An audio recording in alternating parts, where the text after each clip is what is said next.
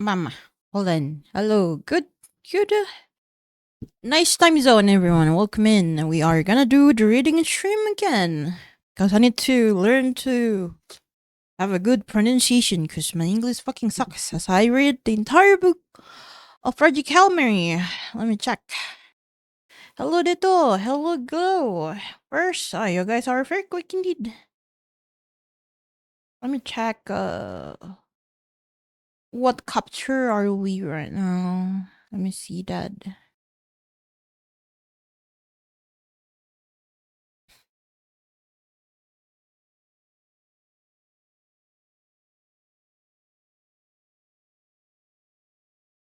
We are currently on capture 9, surprisingly. So we may proceed to capture 9, 10, and I would say capture 11 or something. But we shall see. Today is a go. I'm just gonna chill. I think I'm gonna do like short stream. Cass, welcome in, Cass. Appreciate you for coming by. But yes, let me check some stuff before I continue, shall we? Hold on. Oh, that's just not good to show on stream, indeed. Oh, my friend Delty. Wait, let me say hi to everyone first.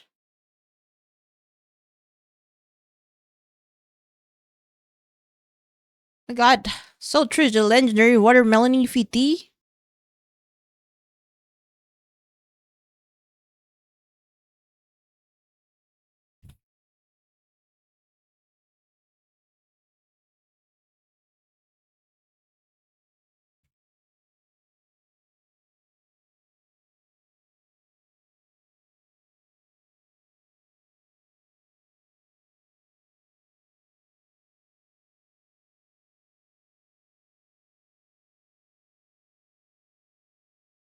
Feed? Why are we talking feed?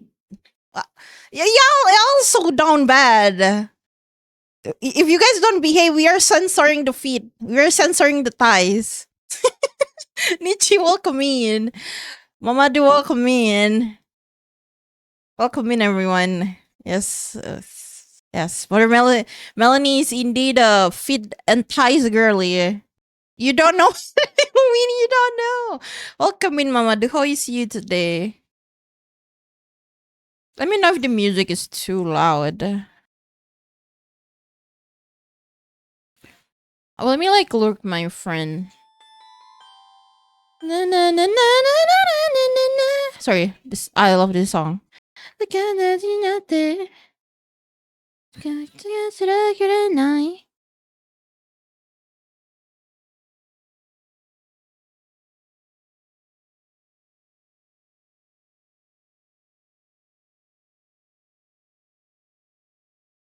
Reluctantly, welcome in. Terrifying presence has entered the room. Can I eat? Can I eat the terrifying presents? Are they nice? Do they taste like? Do they taste like chips? Welcome. Thank you for the follow. By the way, welcome in. You're not good. What happened? Do you want to talk about it, Mama? Do I have time? 9. What does 9 mean? What happened to me a minute ago? Tadi tuh aku mau beli, I was gonna buy like fried chicken, but just fried chicken, the store that sell the fried chicken and I usually like to buy closer down, so I end up just buying nasi padang again. Ada jualannya di sini. Oh, I wish I could just send you stuff, Mama. I feel like like kalau kayak I feel like that kind of parents that yang suka worried about their own kid yang merantau. I feel like that's me to you. Sometimes I feel like I wish I can send you food, like a box. Haha.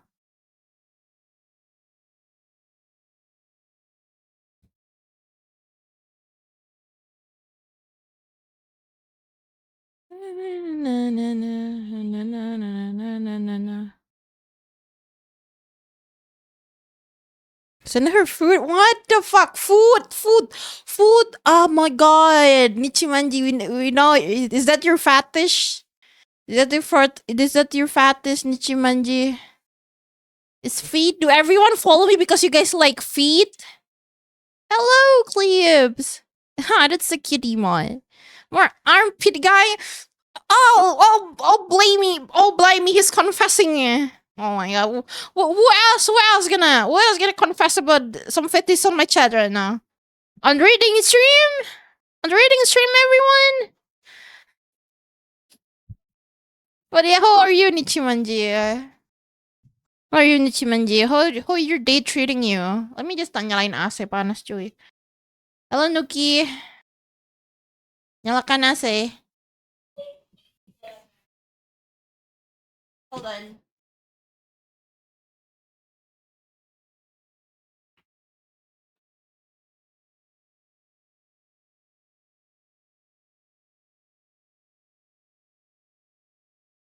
Takaramono.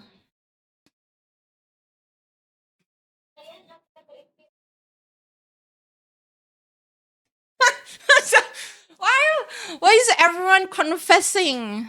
Yeah, we're oomph deto. I miss the time where we chat random shit. I've been busy lately. Haven't used that app, the app that we would not tell on here. Haven't used that for like long while. Selamat talaga morning BR. What the fuck it was selamat morning kiwi kiwi. Suk suk. So it's either like suk suk or like kiwi kiwi, I guess. Fit armpit, my god. Good for you, my friend. Everyone is talking about feet armpit on reading stream, guys. I'm doing good. Feel dizzy at work. Oh, work. Little bit of nap. Feel better now. Oh, are you working at this hour, Nichi? Suk suk ba, right? Yeah, I'm just gonna call you suk suk now because you're degenerate. I'm joking. I'm joking. I'm joking. I'm joking. I'm joking. I'm joking. I'm joking. I'm joking. I'm joking. I'm joking.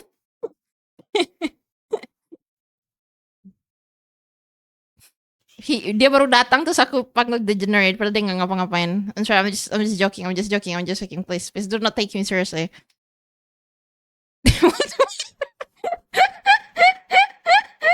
It's the way you welcome in. Oh, if I may ask, what kind of work you're having, Nietzsche? Sound like a very intense job, I may say for sure. Hope you're doing pretty okay now. Mr. Rain, welcome in. Mr. Rain, welcome in. We are doing reading stream. And good news, I had downloaded Dead by Daylight. We have downloaded Dead by Daylight. I'm gonna make as well update my Overwatch as well. I see.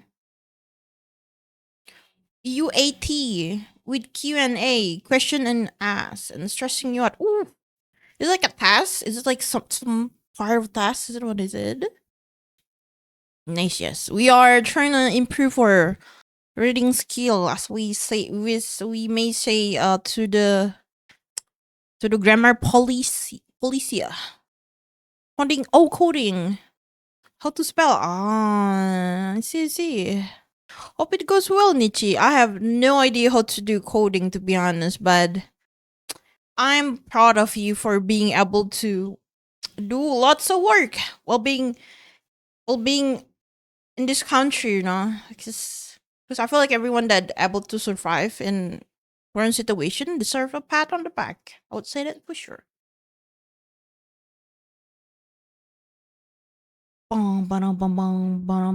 UAT is user acceptance testing.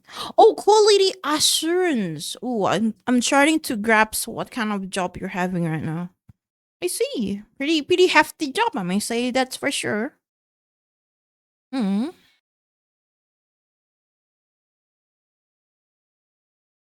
We are not showing feet on the stream today. You know what? Here, 1 second. There we go. There. Okay, no more feet. We are censoring feet. That's all you got. This is a bunch of. So my chat is a bunch of digit. Why feet? Why you like? You know what? What am I asked question? But I draw feet before. It is absolutely not a new thing for me. I'm an artist. Come on, I draw feet. I do study about feet proportion. I do study for feet proportion, and I do know the skeleton. One smile. I, I don't know if I can smile. This one, like I just here. Do you see me smiling a bit? That's all I got. That's all you get.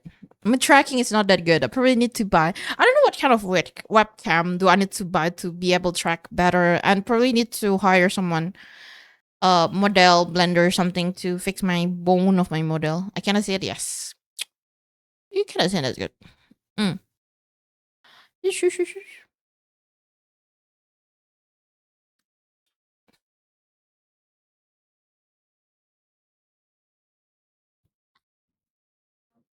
Na, na, na, na, na, na, na, na, na.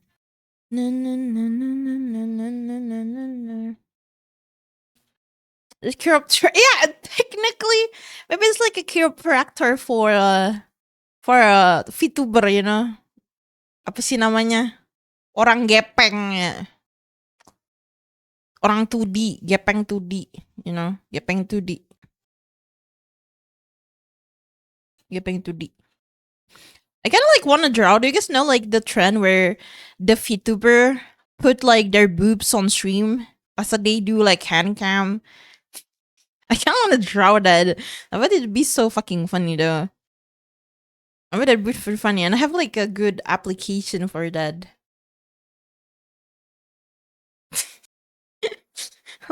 Like you see their boobs from top view.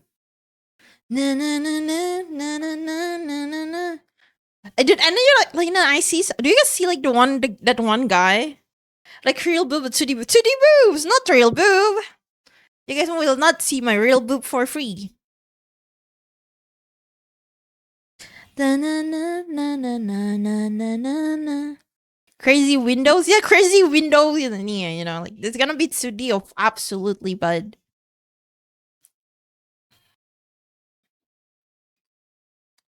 I kind of want to make like Melanie more fat, to be honest, but it's so hard to do it in Furoid. What kind of like 3D modeler do I need to hire to make a fat model of Melanie?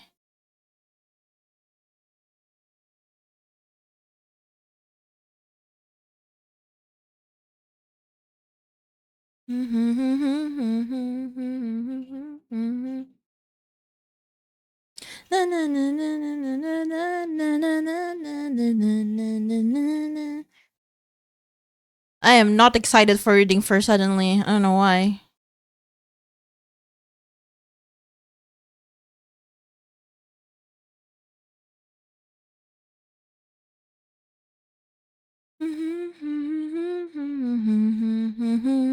Oh wait, it's glow streaming. Glow streaming. Glow streaming.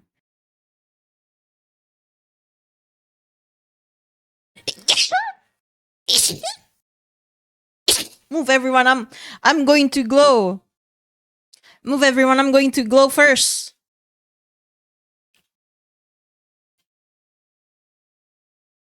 The chat not important, right? I'm watching my Oshi.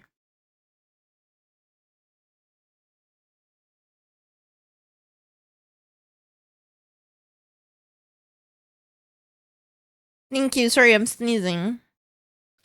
I'm watching my friend. Hold on. Shoo shoo shoo. Watching my friend.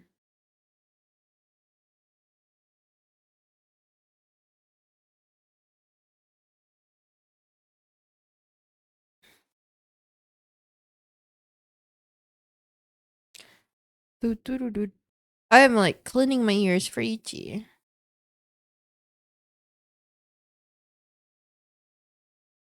Uh,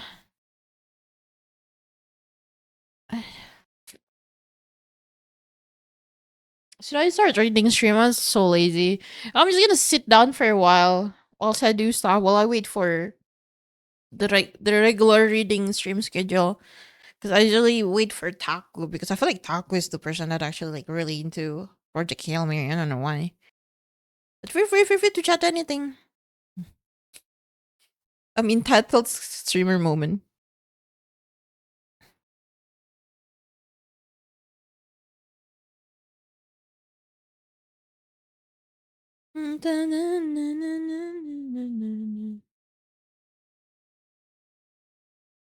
Oops.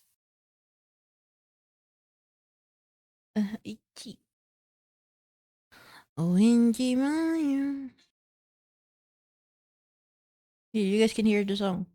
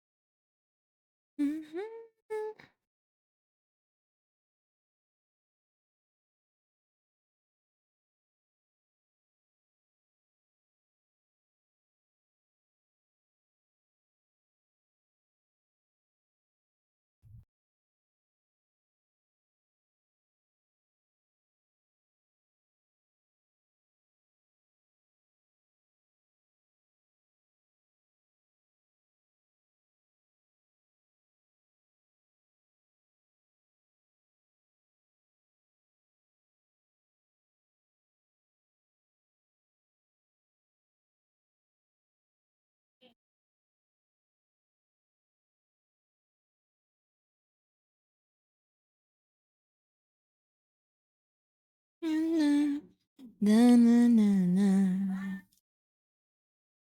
Mm. Na, na, na, na, na, na, na, na.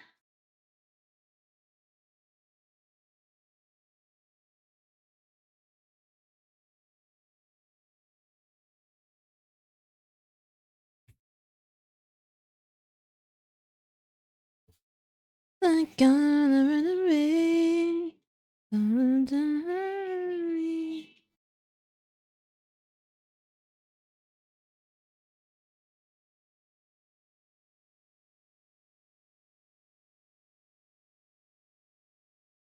Who knows?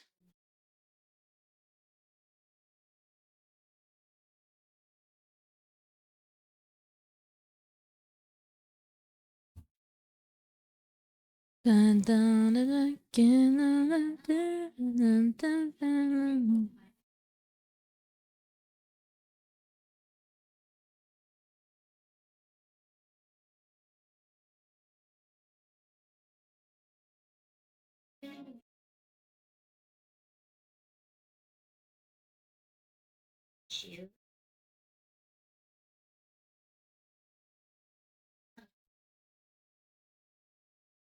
Mhm.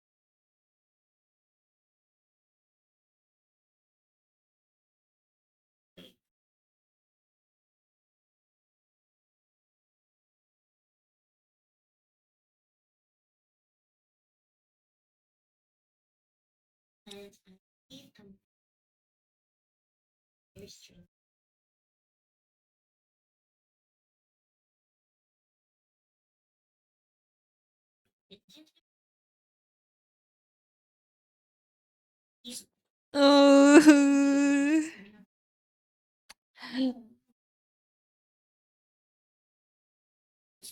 Oh no, I've been here. I've been here. I'm watching my friend right now. Sorry. Okay. Infinity Melon works so true. It's okay. I've been here. I've been here. Don't worry, guys. Oh.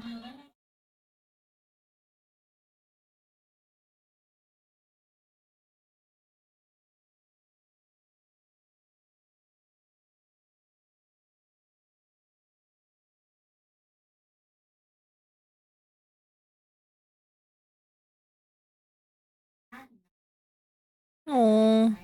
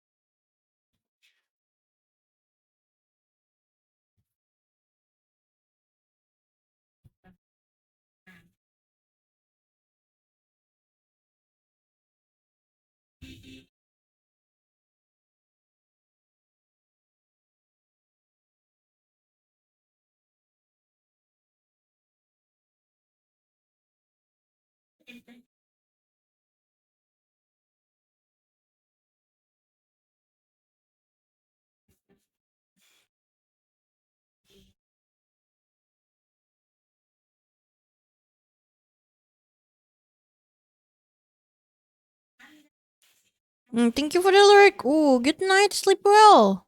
Fixing PC. Okay, dokie, Mr. Rain. Will do. Wait, I forgot like which one is your Discord again, but I'm gonna search for it on the server.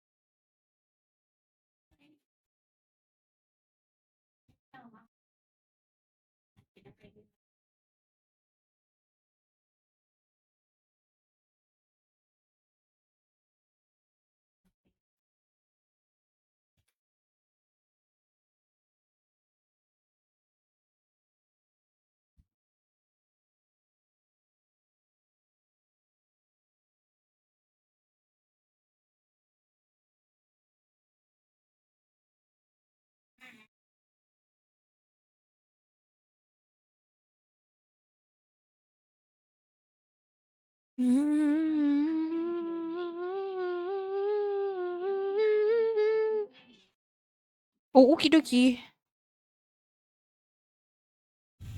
Oh, there you go. I'm gonna add just in case.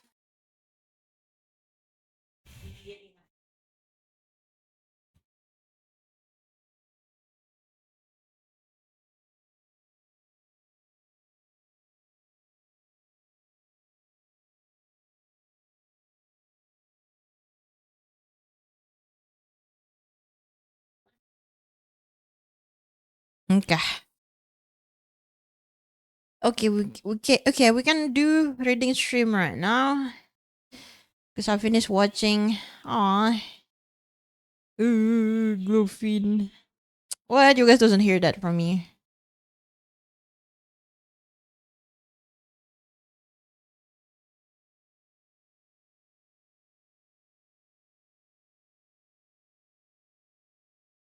Why was sitting position weird, but it was like wasn't that weird before. You know what? Hold on, let me like set it up.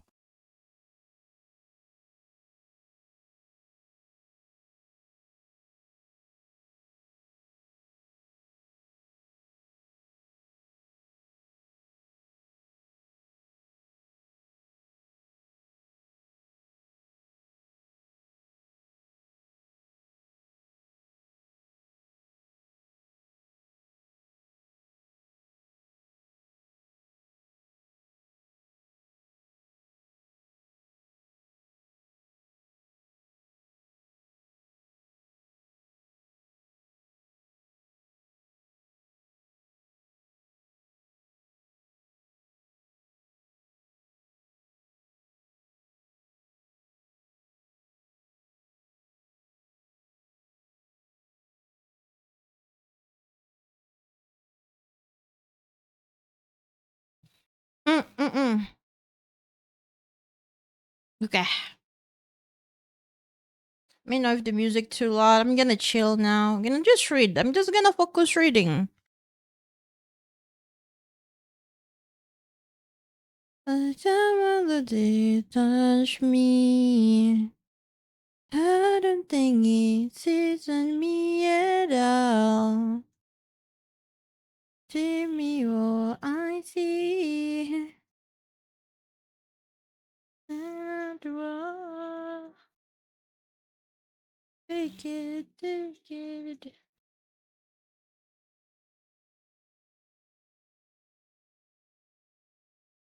Oops.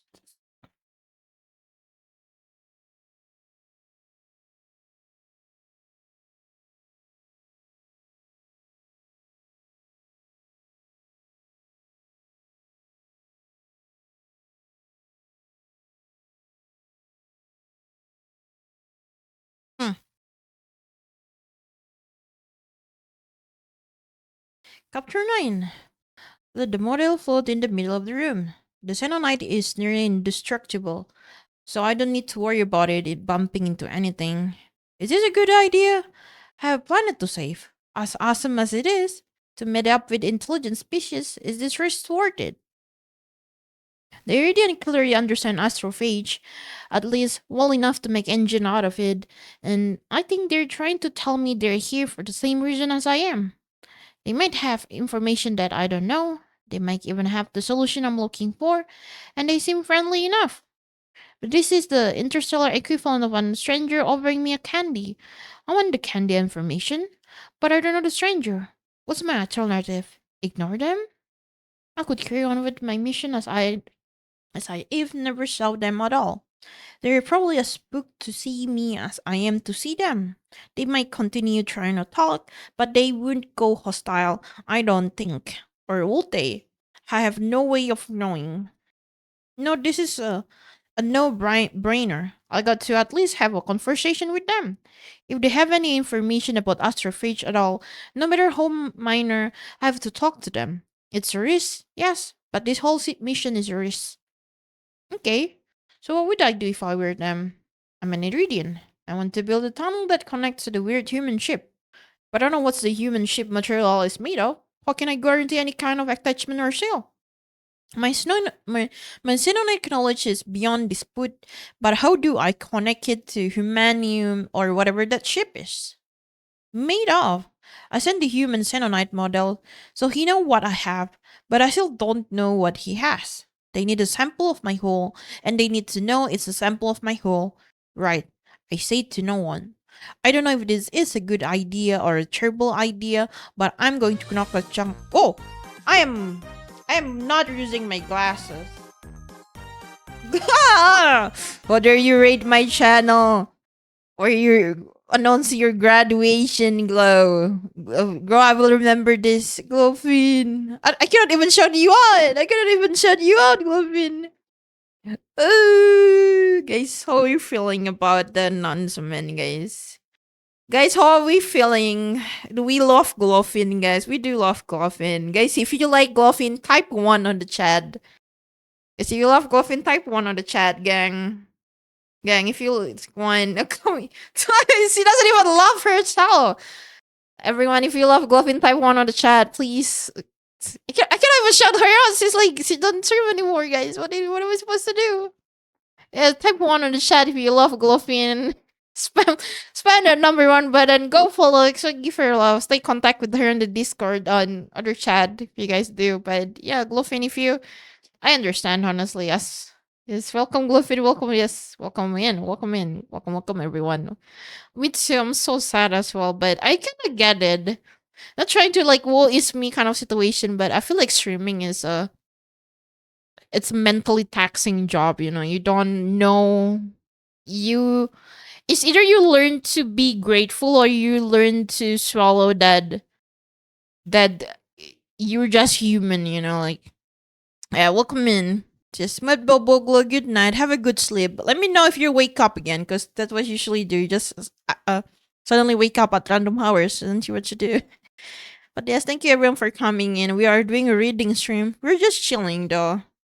Jal Jayong, I haven't. Sorry, I do not. I don't understand Korean. All I know is chagia, chagia, chagia uni or something. You know. Yeah, aku alay maaf guys. Come Chagya. Come Chagya. Chagya. Thank you, Chagya. Welcome in everyone. Welcome into my stream. I don't know, I'm just melon to be honest. I do reading stream every Wednesday. It's a rare thing.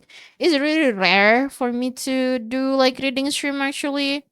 Cause it's a something that I do if I felt like it. Let's say that for sure. And I feel like I have like time to do it today, so I'm doing it. I think it's really good for me to read books sometime because I rarely read book lately. Like, not gonna lie, as someone that do freelance and just dabble in art and improvise comedy on Twitch, I rarely read book lately. So I'm reading like fiction. I know it's not count as like a education books, yada yada, you know. But I do like reading in. But welcome in. We are currently on chapter 9 on Project Hail Mary. It's one of the movie that I really like. So, and I can, that's one reason why I want to read the books. A book is a book, thank you. We are on page 2, by the way. So I shall continue myself reading it as you guys hear me. Feel free to put me on the back. Feel free to lurk. Feel free to BL is still book, so true. BL is still book. Feel free to go to toilet. Feel free to, if you guys have something to do, absolutely fine. But if you guys would like to spend time with me, I would have to I would love to have you guys here. Yes, exactly. Because like I'm an artistic person. I see the world as pattern and image. It's I do not words and voice on words and books, like basically books with contain a lot of word confuses me because I'm very neurodivergent, so it's really difficult for me to understand book. Yes, bedtime story. Oh, you know what? If you because like a lot of people is sleeping right now. Let's let's like put like chill music.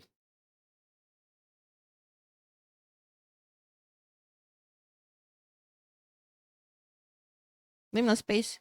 Rion! Yes, Rion, welcome in, Rion. We are reading books right now. Hey, thank you for the follow.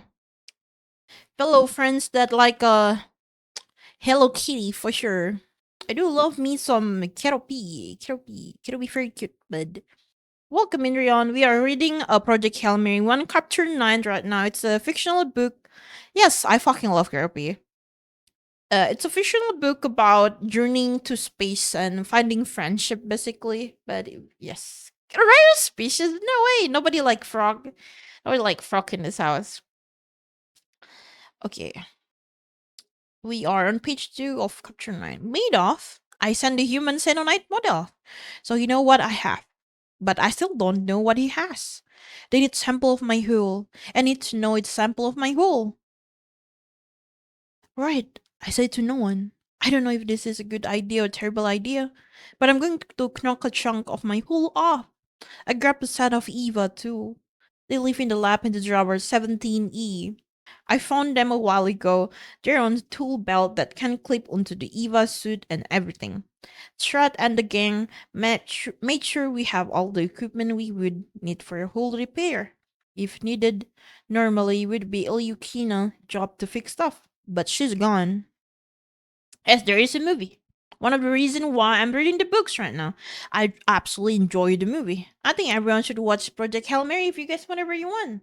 Especially if you're like on Arrow Ace. I feel like it's such a good feeling to watch someone being Arrow Ace and being able to, you know, do wonderful thing.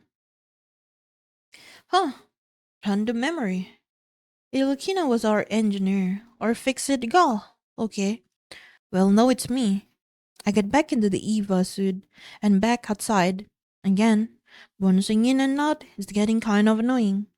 I hope these tunnel things work. I make my way along the hole, one tether adjustment at a time, and I get to thinking, what a good is a tunneler exactly? I hope we have a compatible environment. We can't just connect the ship with the tunnel, and she can. I think there are a lot of ammonia over there. Ammonia? Hmm. Oh, the entire ship full of ammonia, huh? And then there's temperature. Those cylinders are hot when I get them. Some back of the napkin mat tell me that first cylinder they sent should have lost 100 degrees Celsius or more during that 40-minute trip, depending on what temperature it started at, and it was still hot when I got it. So it was really hot when they left their ship, like way higher than the boiling point of the water. I tried not to speculate too widely, but come on, I'm a scientist, and these are alien. I'm going to speculate.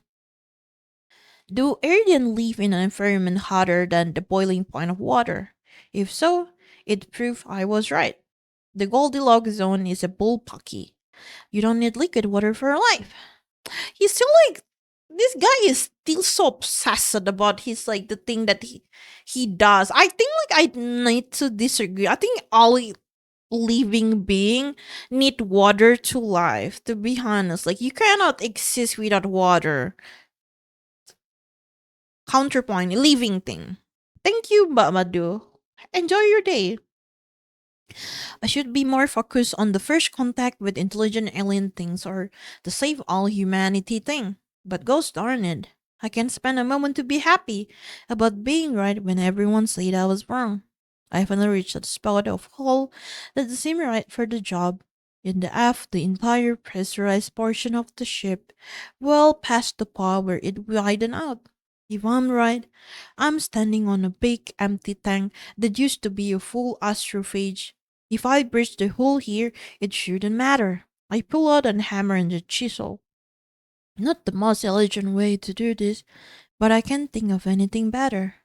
I start by putting one corner of the chisel on the hull and giving it a little tap. There's a notable dent. It doesn't take much to get through this outermost layer. I use the hammer and chisel to spread a 6-inch circle of hull material. There's a layer of something underneath. I can feel it with the chisel. Probably insulation. I have to pry the circle out with the chisel. The underlayer holds strong, but then give away suddenly. The whole sample flies off into space. Shoot! I leap off the ship. I get a hand on the circle right before my tether snaps tight. I breathe for a second, thinking about how dumb I am, then pull myself back along the tether of the ship. Looking at the circle, it seemed like there's light, foam, substance attached to the underside. Styrofoam, maybe.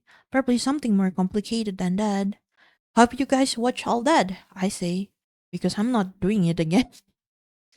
I throw the whole chunk at the bleep A. Is it like, what's the word in English? Mamahat. Akmo mandi, ooh. Oh, wangi wangi, mamadu, wangi wangi. Have fun, mamadu. By doing this right in front of them, they know for sure I'm sending them to the sample of the hall. I hope it's enough for what they want to do. I don't even know if they wanted it or needed it. They might be looking at their screen right now and saying, "What is this idiot doing?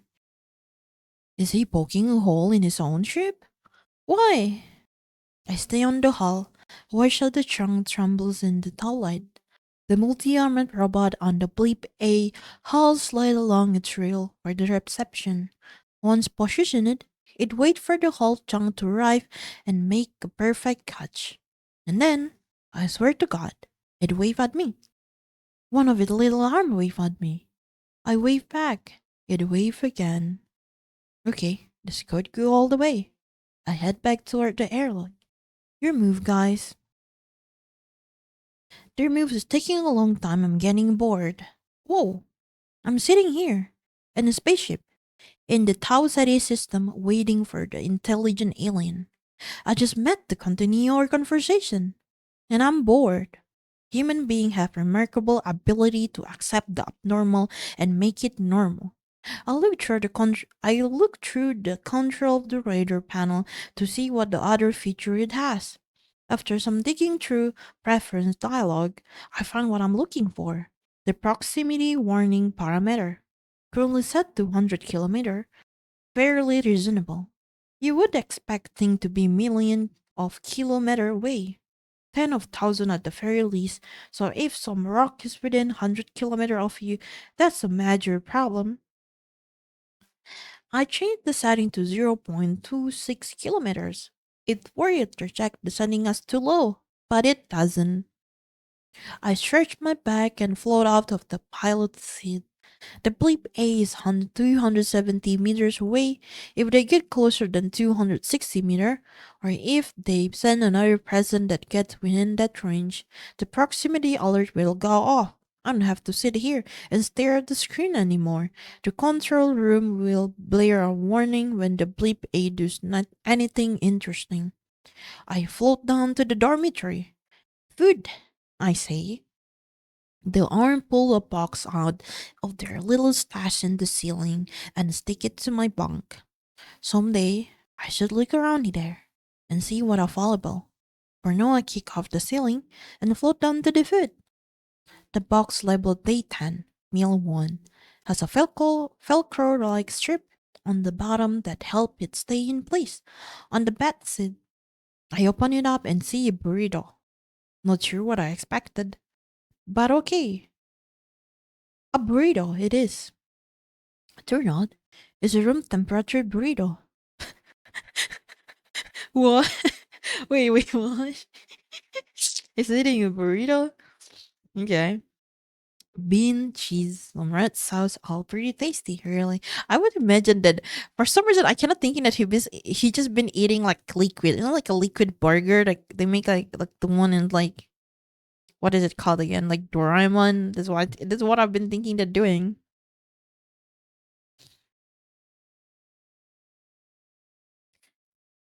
But room temperature. Either the crew doesn't get a hot meal around here, or the machine doesn't trust a recent coma occupation not to burn himself on hot food.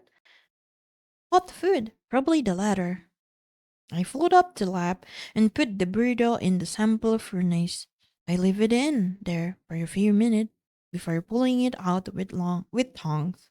The cheese bubbles and the cloud of steam slowly emanates out in all directions. I leave the burrito to float in the air and cool. I snickers. I really wanted a hot burrito. I turn on the spin drive, do an Eva, and I hold the burrito and the light emitted from it that get it hot real quick. As in, I would get vaporized along with my arm, whatever S was in the blast range, because water.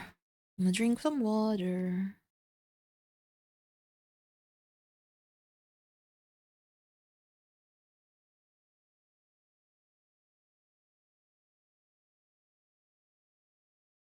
Yeah, pour it in.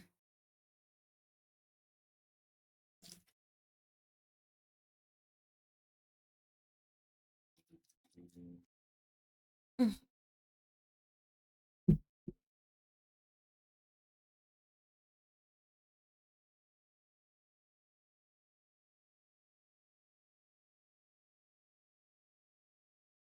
Welcome to Little Russia, said Dmitri.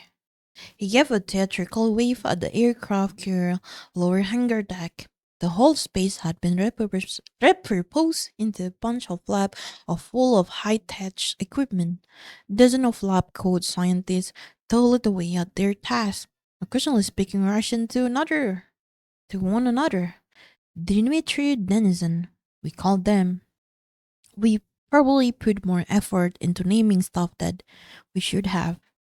I clutched my little sample container like a scratch with a bag of coin. I'm not happy with this. Oh, hush, said Strut. I only made 8 gram of astrophytes so far. I'm supposed to just give away 2 gram for it? 2 gram may not seem like much, but it's 95 billion astrophage cell. It is for good cause, my friend, said Dimitri. I promise you will like it. Come, come. He led Strut and me through the main of the lab. The center was dominated by a huge cylindrical vacuum chamber. The chamber was open, and 3 technicians mounted something to table inside. Dimitri said something in Russian to them. They said something back. He said some other thing, and pointed to me. They smiled and made happy Russian sound. What do happy Russian sound even sound like?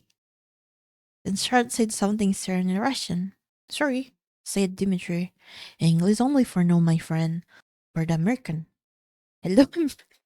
this this dialogue is unserious, holy shit.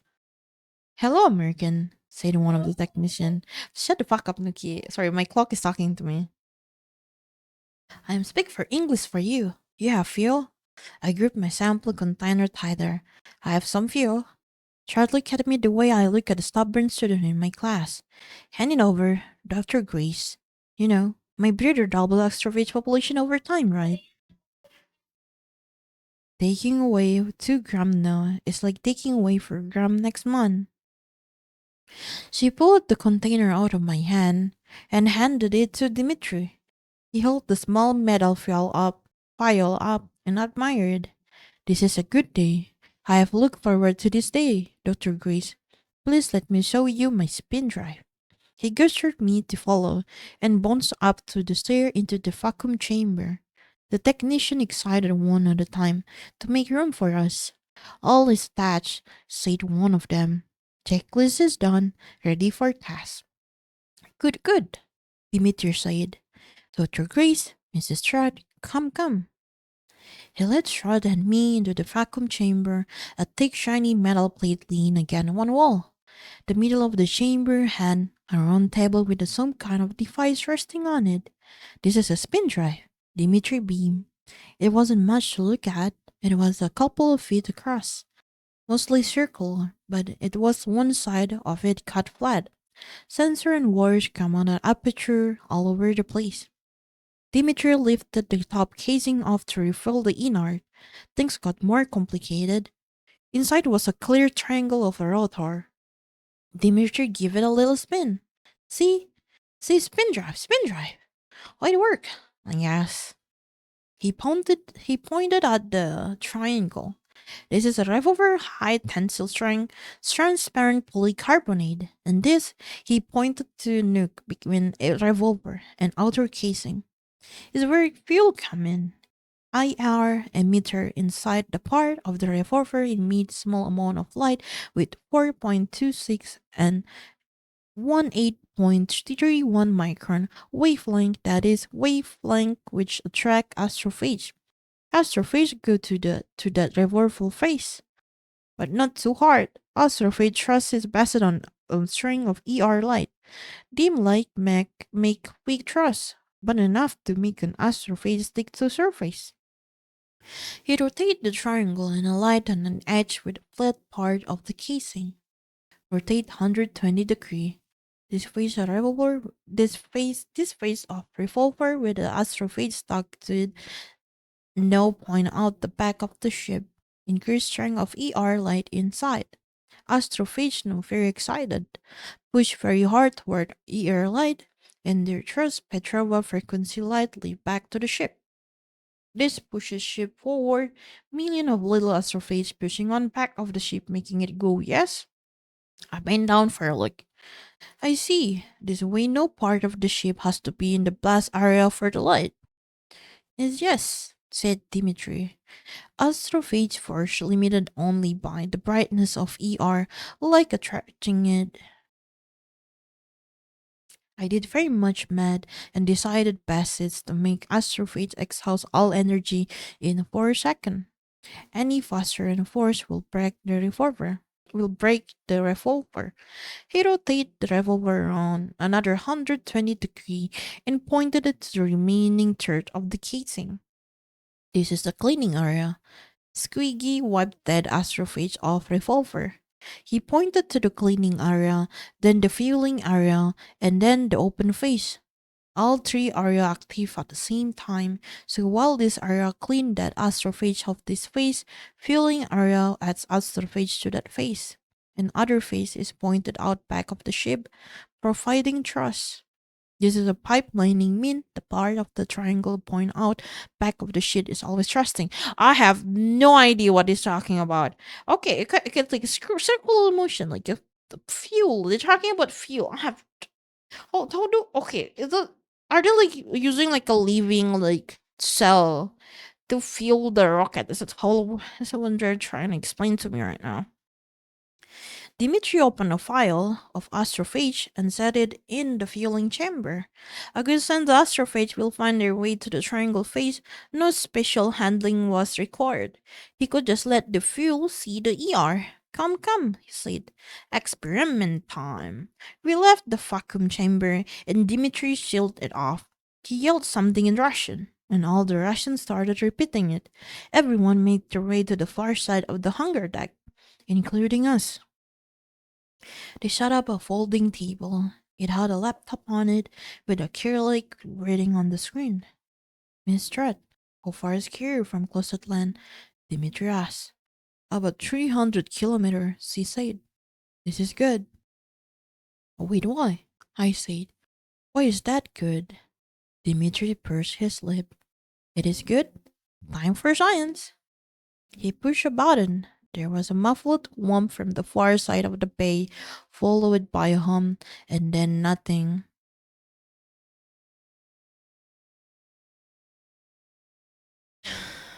Experiment done. He leaned forward to read the screen. 60,000 Newton on the force. He turned it to the other Russian. 60,000. In Russian, I think he's saying like Newton of force too. They held here. Start turn to me. That's a lot, right? I was too busy stirring slack of dread opportunity to answer her. To answer her. Did you say 60,000 Newton? He pumped his fist in the air. Yes, 60,000 Newton, maintenance for 100 microsecond. Oh my god, from that little thing? I started to walk forward. I had to see this for myself. Dimitri grabbed my arm. No, you stay here, friend. We all stay here. 1.8 billion joules of light energy was released. This is why we needed a vacuum chamber and 1000 kilograms of silicon. No air to ionize. Light goes directly to silicon block. Energy is absorbed by melting the metal. See? He turned the laptop toward me.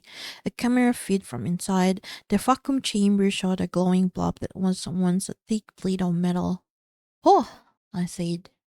Yes, yes, Dimitri said. That Mr. Einstein with his E equal MC2, I cannot read this shit. Very powerful stuff. We let the cooling system work on it for a few hours. Uses seawater. We'll be fine. I just shook my head in a way. It's just 100 microsecond. That's 1/10,000 of second. Dimitri's spin drive melted a metric ton of metal. All that energy had been stored up in my little astrophage, slowly harvested from the carrier.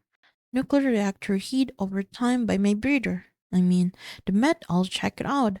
But to see it actually demonstrated like that was another thing entirely. Wait, how much astrophage do you use there? Dimitri smiled. I can only estimate pass on trust generated, but it was close to 20 microgram.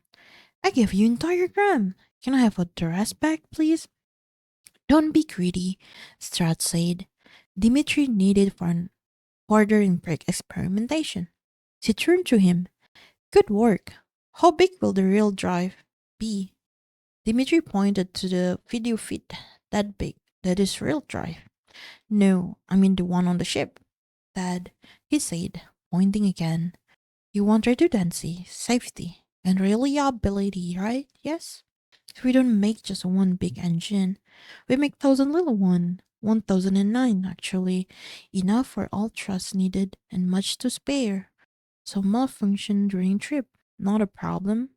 We'll trust from the other to compensate. Uh, Shrug nod.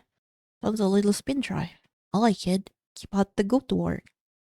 He headed to the stairwell. I stared at Dimitri. If you set off all the 2 gram of that sample at once, he shrugged. Whoosh! We are vapor. All of us. Carrier too. Explosion would make small tsunami, but 300 kilometers away from land, so it's okay. He slapped me on the back. And I would owe you a drink in afterlife, yes? Ha ha ha. Yes. Yeah, I say to myself. So that's how the spin drive works. So they're actually spinning like a bunch of astrophage, huh? Every time like he do like spin drive, he actually like spin the astrophage to like fucking to fuck the fuel and then I don't know. Bit like confusing for me, but I'm managing. I munch on my burrito, so I guess I have 1,000 of those. 1,009. I hear Dimitri voice in my head. At least that's how many I started with. Some probably went kaput during the trip.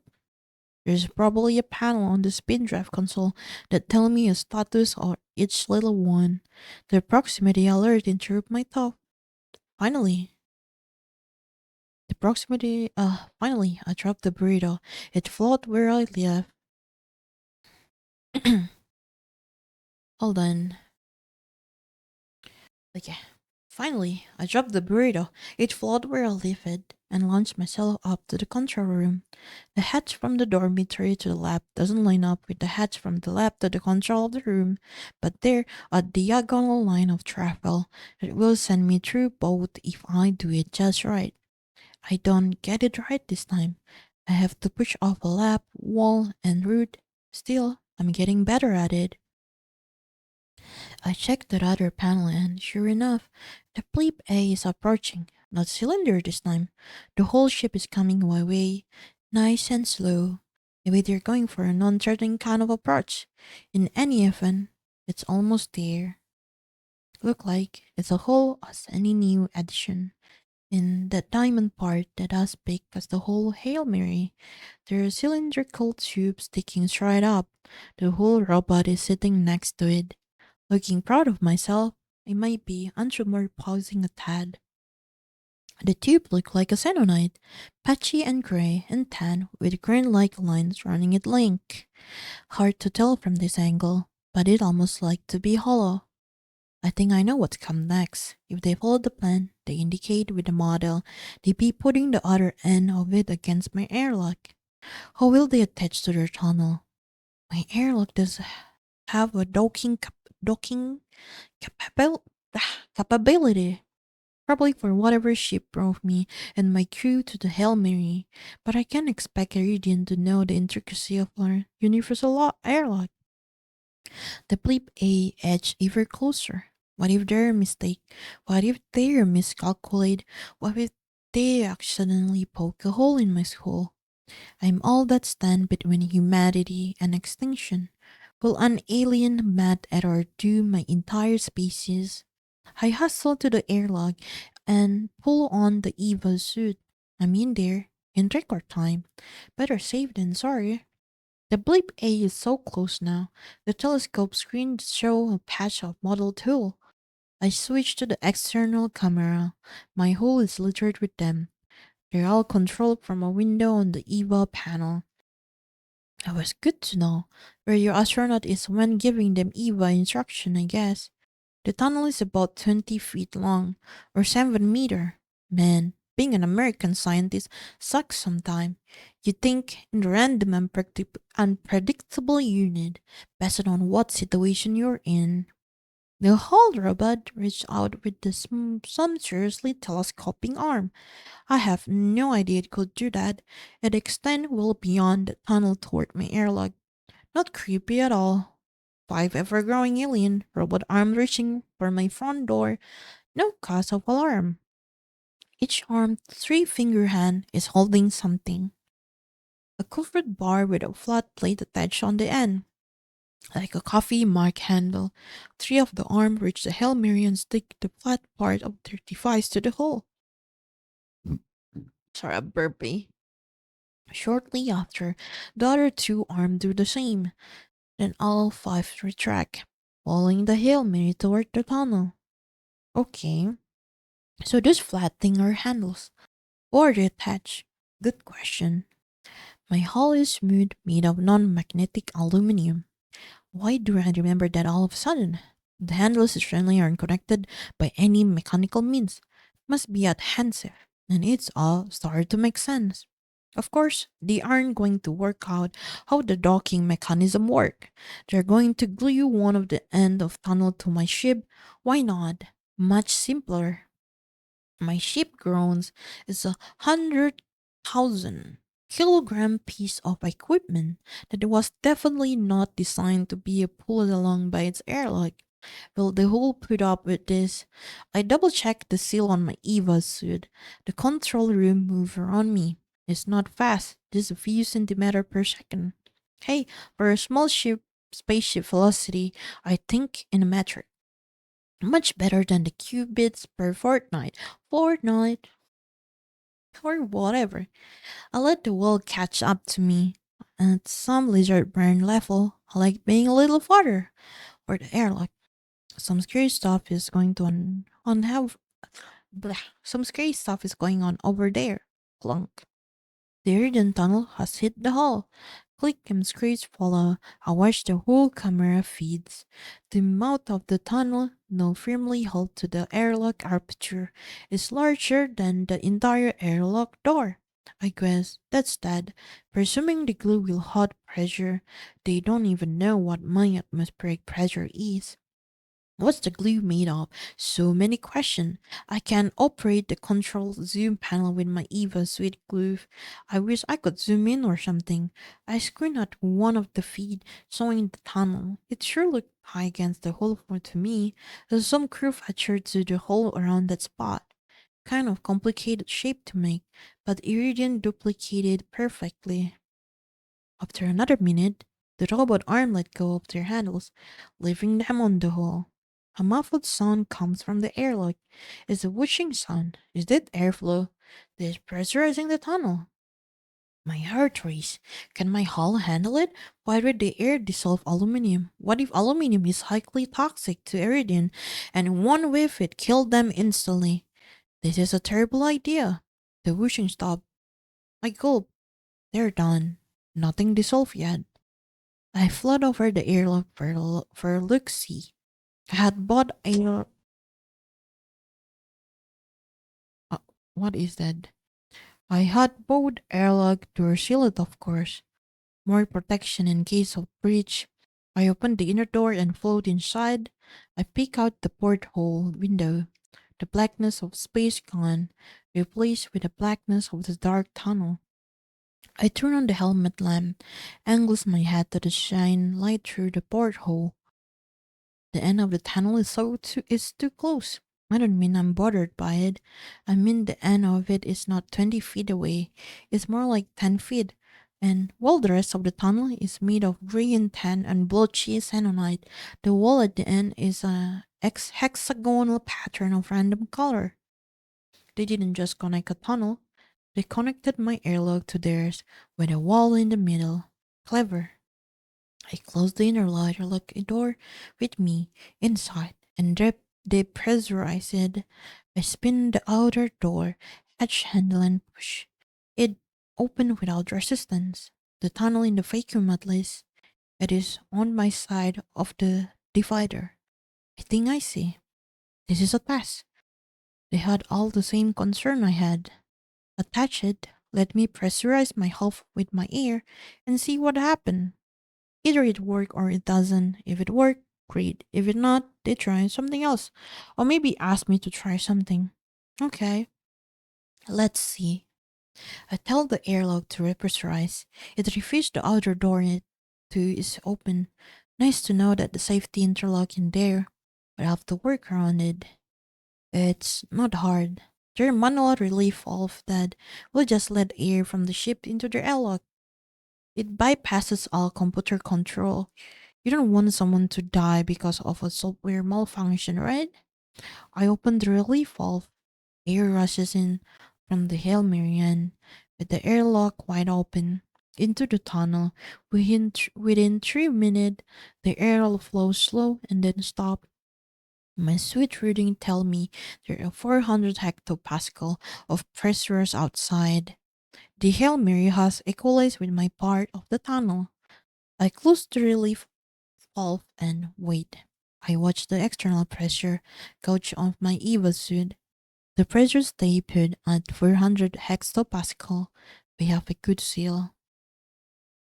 Irian know how to glue xenonite and to aluminium. Of course they do. Aluminium an element, and any species that could invent xenonite in the first place must know their way around the periodic table 1,000 times better than we do. Time for a leap of faith. I popped the seal of the Eva suit and clean out the bag. Strong smell of ammonia permeates the air, but is otherwise breathable. It's my own air supply after all. I push the Eva suit back toward the airlock.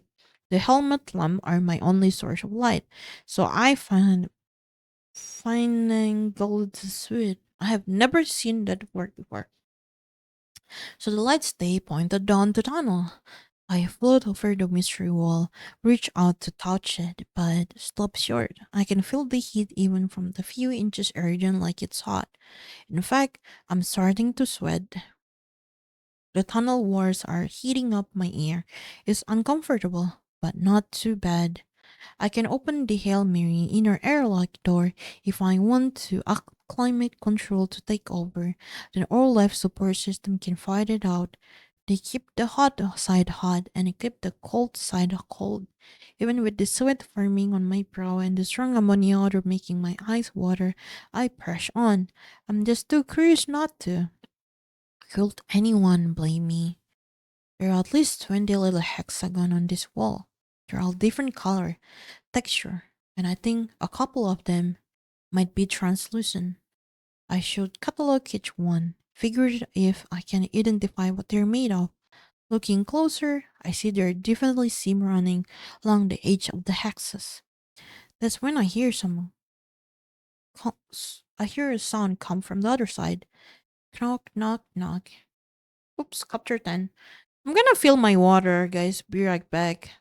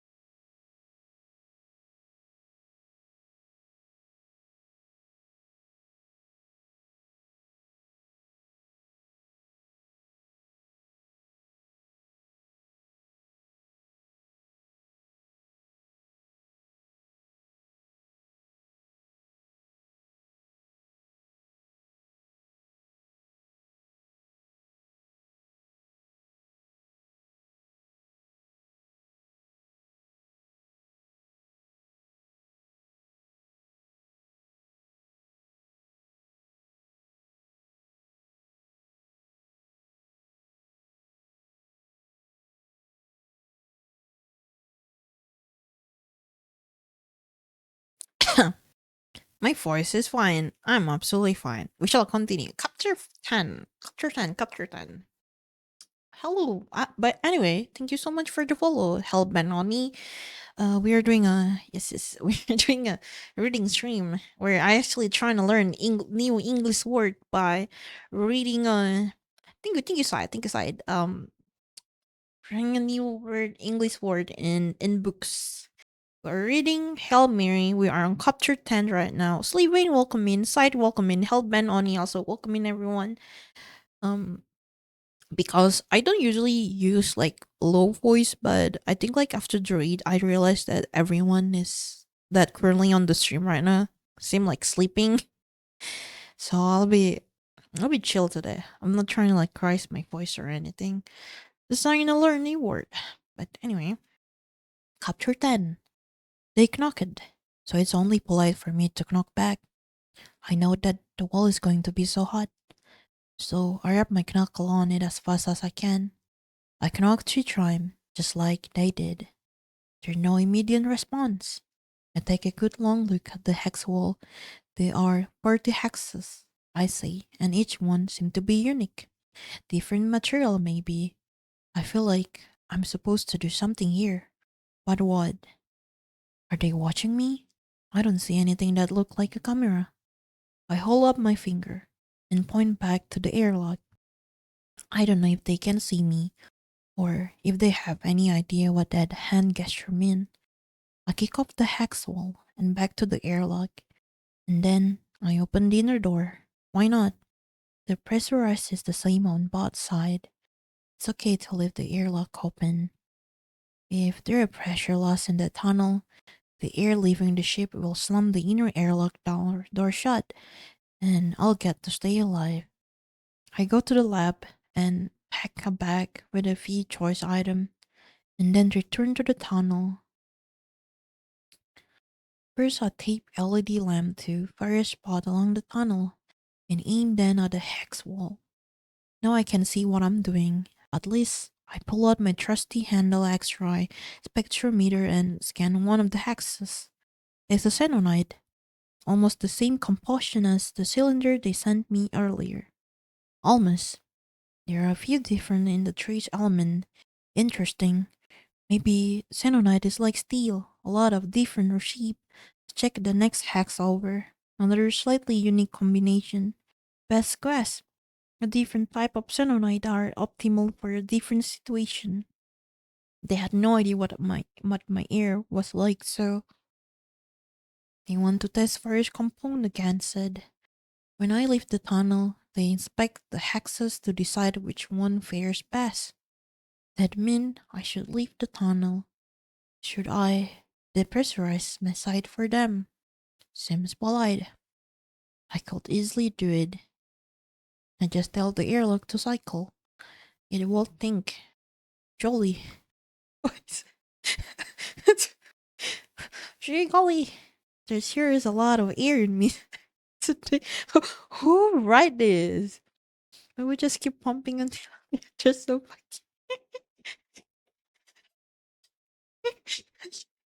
I cannot take this seriously. I would just keep pumping until there was a vacuum. But then again, maybe they have a way sampling the air of this side. If so, I should leave it here, right? I decide to leave it be. They probably have a sampling technique. If I were making this tunnel, that's what I do, and they seem pretty bright. I turn back toward the airlock, but something catches my eye. Movement. I shoot my attention back to the hex wall. Nothing changed, but I could swear I saw something move. Some of the hexes are shiny. I probably caught a gleam of my reflection. Wait, one hex stand out. Why? It near the tunnel wall. Not very obvious. I float over to take a closer look. Holy cow, I say. This hex is clear. All the other are opaque, but this one is like glass. I pull one of the lamp off the wall and hold it up to the hex. I press my head against the hot wall to get closer look. Light cut through into the other side. I can see the tunnel walls beyond. Either their side is a vacuum, or their air is clear. Either way, there's nothing blocking or dulling my view. Suddenly, a rock hit the other side of the hex. It stays there, just a few inches away from me. It's roughly a triangular, kind of a dark brown, and has a rough judge. Check. I don't know how to spell this thing. Hold on. Google Translate. Google Translate. It's like a jagged.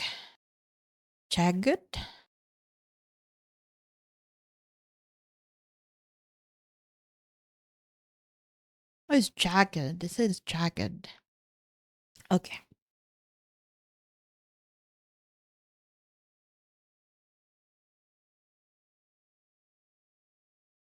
I wonder if Sinonite is actually like a whole compound. How it's spelled is it's this. It's jagged. I think it's jagged. Chuck, chuck. It's like Chuck Chuck Victory Royal. Okay, that's not the one. Haha, I'm funny.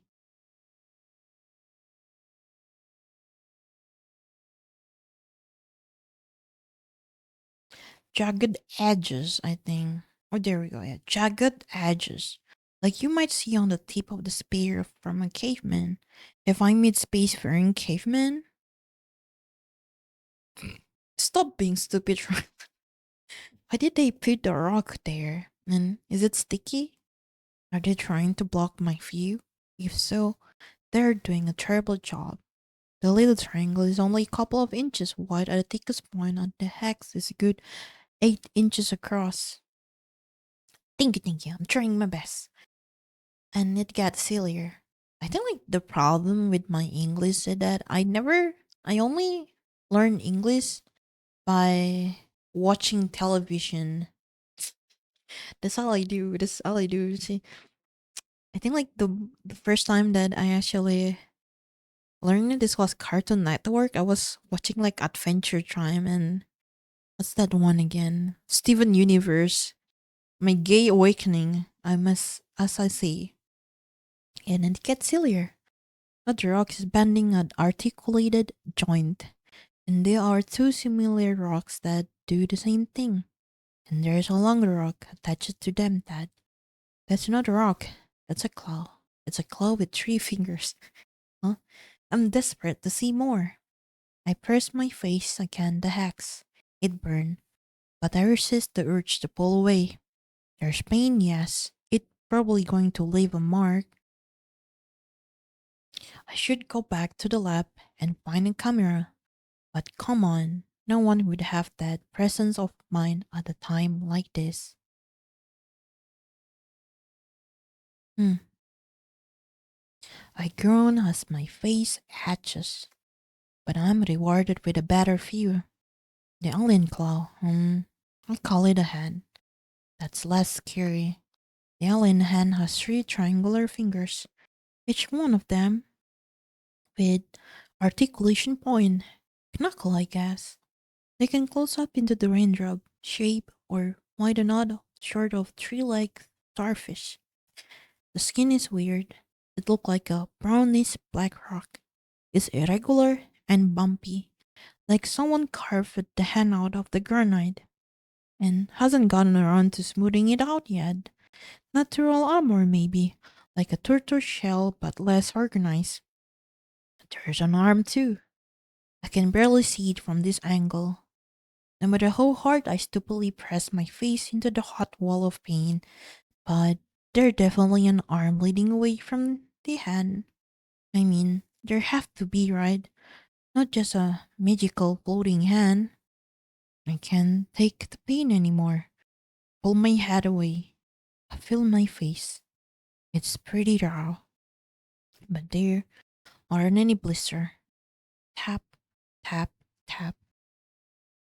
The alien is tapping in the clear hex with a finger, so I flick it with my finger 3 times. It tapped the hex again, 3 times, so I tap again as well. Then comes something creepy. The claw hand retreat and return with a object, hold it against the clear hexagon. Wherever it is, it's small. Let myself drift closer to the wall for a better look. The heat warmed my face. Oh, it's me.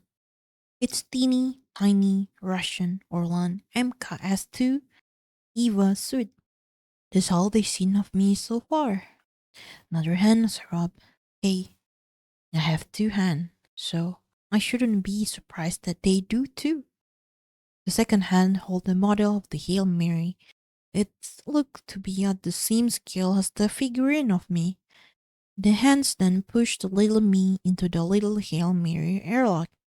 Pretty clear, it's saying, go back into your ship. I gave a thumbs up. The alien released a mini me and the Hail Mary model to float away. Then it contoured the hand into something resembling a thumb up. A thumbs up. It's just a two finger curled into a ball with a third pointed up. At least it's not the middle one that pointed up. I returned to the Hail Mary and closed the airlock door behind me. There's an alien. I just saw an alien. Not just an alien spaceship, an alien being, I mean. Just his claw, her hand. But, yeah. Well, I say his hand, but maybe it's her hand, or some other pronoun I don't have a word for. They might have a 17 biological sexes for all I know.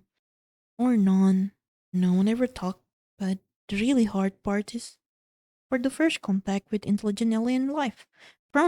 Pronouns. Yeah, sure. I'm going to go with he for now. Oh wow, assuming immediately? Does it just seem rude to call a thinking being it? Also, until I hear otherwise, his name is Rocky. You know, you can just call them they. Okay, you know what? Rocky told me to go back into my ship. So I did. I feel kind of stupid. There are a whole bunch of signs I should be doing right. I pictured the airlock porthole. My alarm are still taped to the wall in the tunnel, and I can see there have been some changes.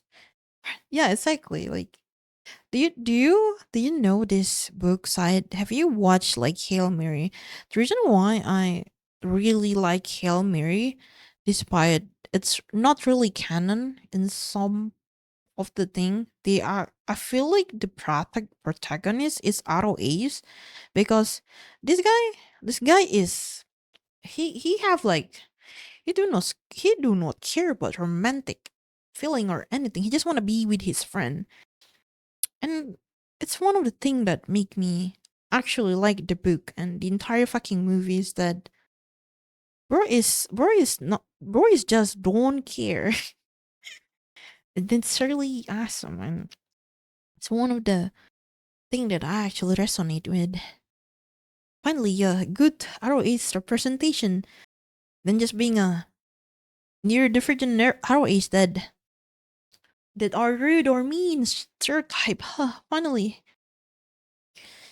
The hex wall is gone. Just plain gone. I can see all the way. The bleep aho. Der Hulrabad. You never heard of it?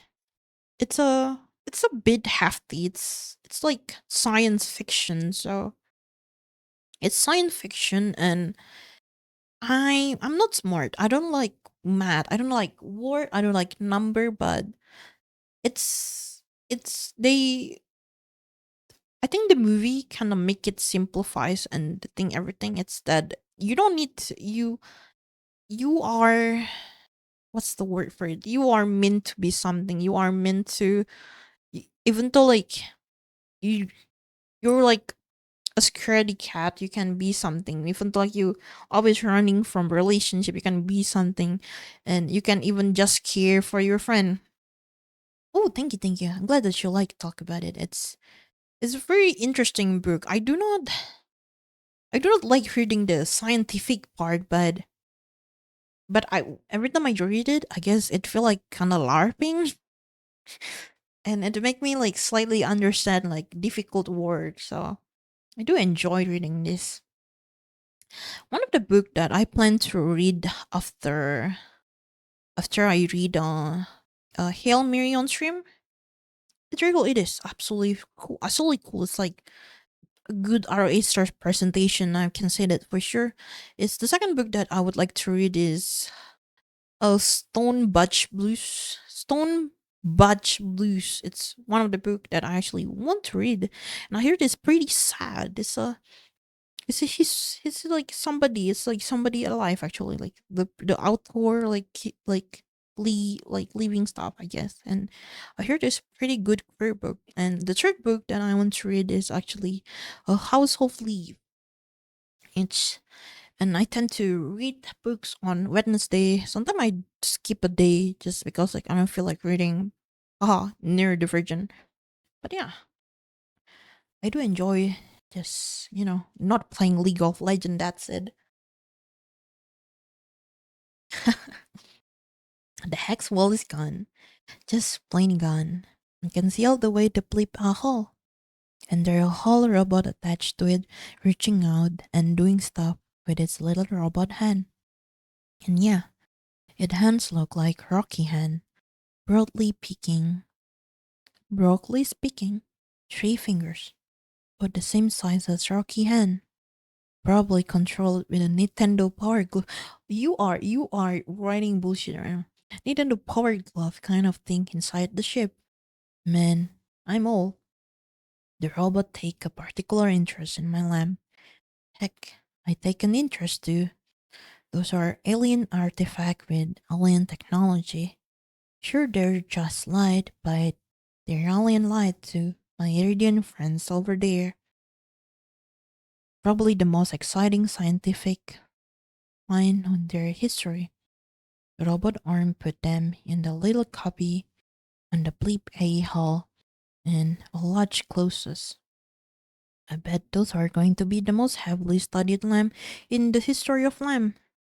I'm glad they got to have the moment of discovery and all, but they took my light source away. I can hear occasional clunk, but it's pitch dark in there. That's interesting in and of itself.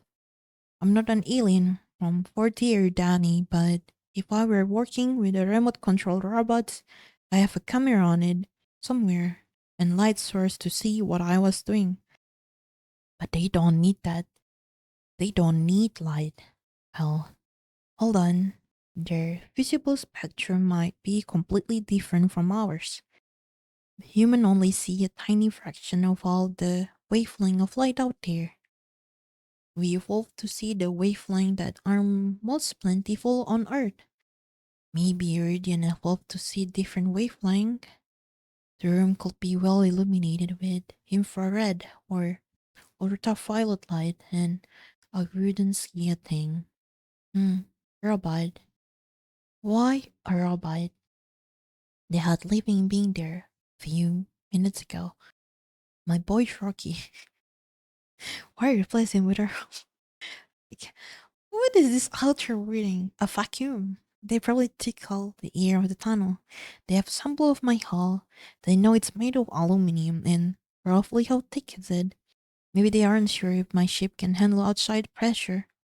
Or maybe their atmosphere react badly with aluminum. So they keep the tunnel of vacuum, which meant they have to do work with a robot. I feel like Sherlock Holmes. All I saw was nothing, and I drew a bunch of conclusions. Conclusions that are wildly speculative, and with nothing to prove them. But conclusion. I could get another lamp. The lab has a few more. I could shine it in there to see what a Rocky is doing, but I'll know soon enough. I don't want to be in some other part of the ship if something interesting happening. Just as I'm thinking that something interesting happens. Knock, knock, knock. No, that's not creepy at all. Being in a spaceship, 12 light year from home, having someone knock on the door is totally normal. Cosmic horror. Okay, oh, I need another lamp. A pinball down to the lab to grab another one, and then back up to the control room. I cycled the airlock without bothering to put on the EVA suit. I turned the manual fan valve and both doors of the airlock pressurized the tunnel. It worked just like I expect. There's still a good seal out there. I opened the outer door and float in. Lamp in hand, the hex wall is gone. It's been replaced by a solid wall of clear material. And on the other side of the wall is Rocky. It's a spider. A big acid spider. I turned to flee. But my rational brain take over. Easy, easy. They're friendly, I say to myself. I turn back and take in the scene. Rocky is smaller than human. He's about the size of a Labrador. Labrador? A dog? He has 5 legs radiating off the central carapace looking thing. The carapace, which is roughly a pentagon, is 18 inches across and half as thick. Okay, I don't see eyes or face anywhere. Each leg has a joint in the middle. I call it an elbow. Each leg, or should I say arm, question mark, ends in a hand. So he got 5 hands. Each hand has those triangular fingers. I got a good look at this time. Look like all 5 hands are the same. I didn't see any front or back to him. He appears to be pentagonally symmetrical. He wears clothing. He wears clothing? The legs are bare, showing the rock-like skin, but their clothes are carapace, sort of like shirt with 5 armhole. I don't know what the shirt is made, but it looked thicker than typical human clothing. It's a dull greenish brown and inconsistently shaded. The top of the shirt has large open hole, like where the neck goes on a human t-shirt. That hole is smaller than the carapace, so he must have to put that shirt on by pulling it downward and sliding the arm through the respective hole. Again, like a human shirt. But there's no neck or head to go through the hole on top, just a hard-looking rocky pentagon that stick up a little bit from the crusty skin. On his side of the tunnel, he have handles and lattice work of the walls.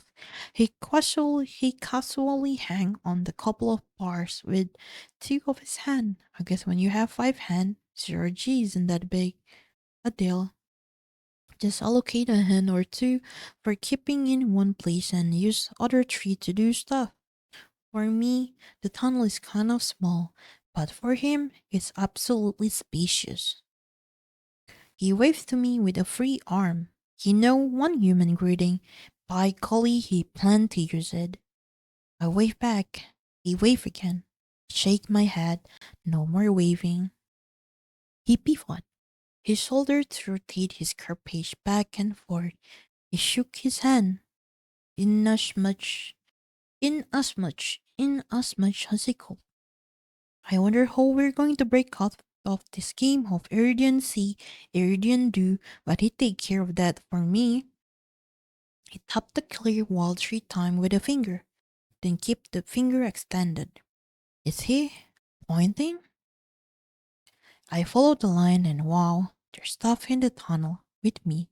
They leave me a present. I can be forgiven for not noticing. Seeing an alien kind of distracted me. The small collection of an object on the tunnel wall. Alright, I say, let's see what you left me. Hum running, says Rocky. My jaw dropped. Yes, I mean Georgie. It still dropped.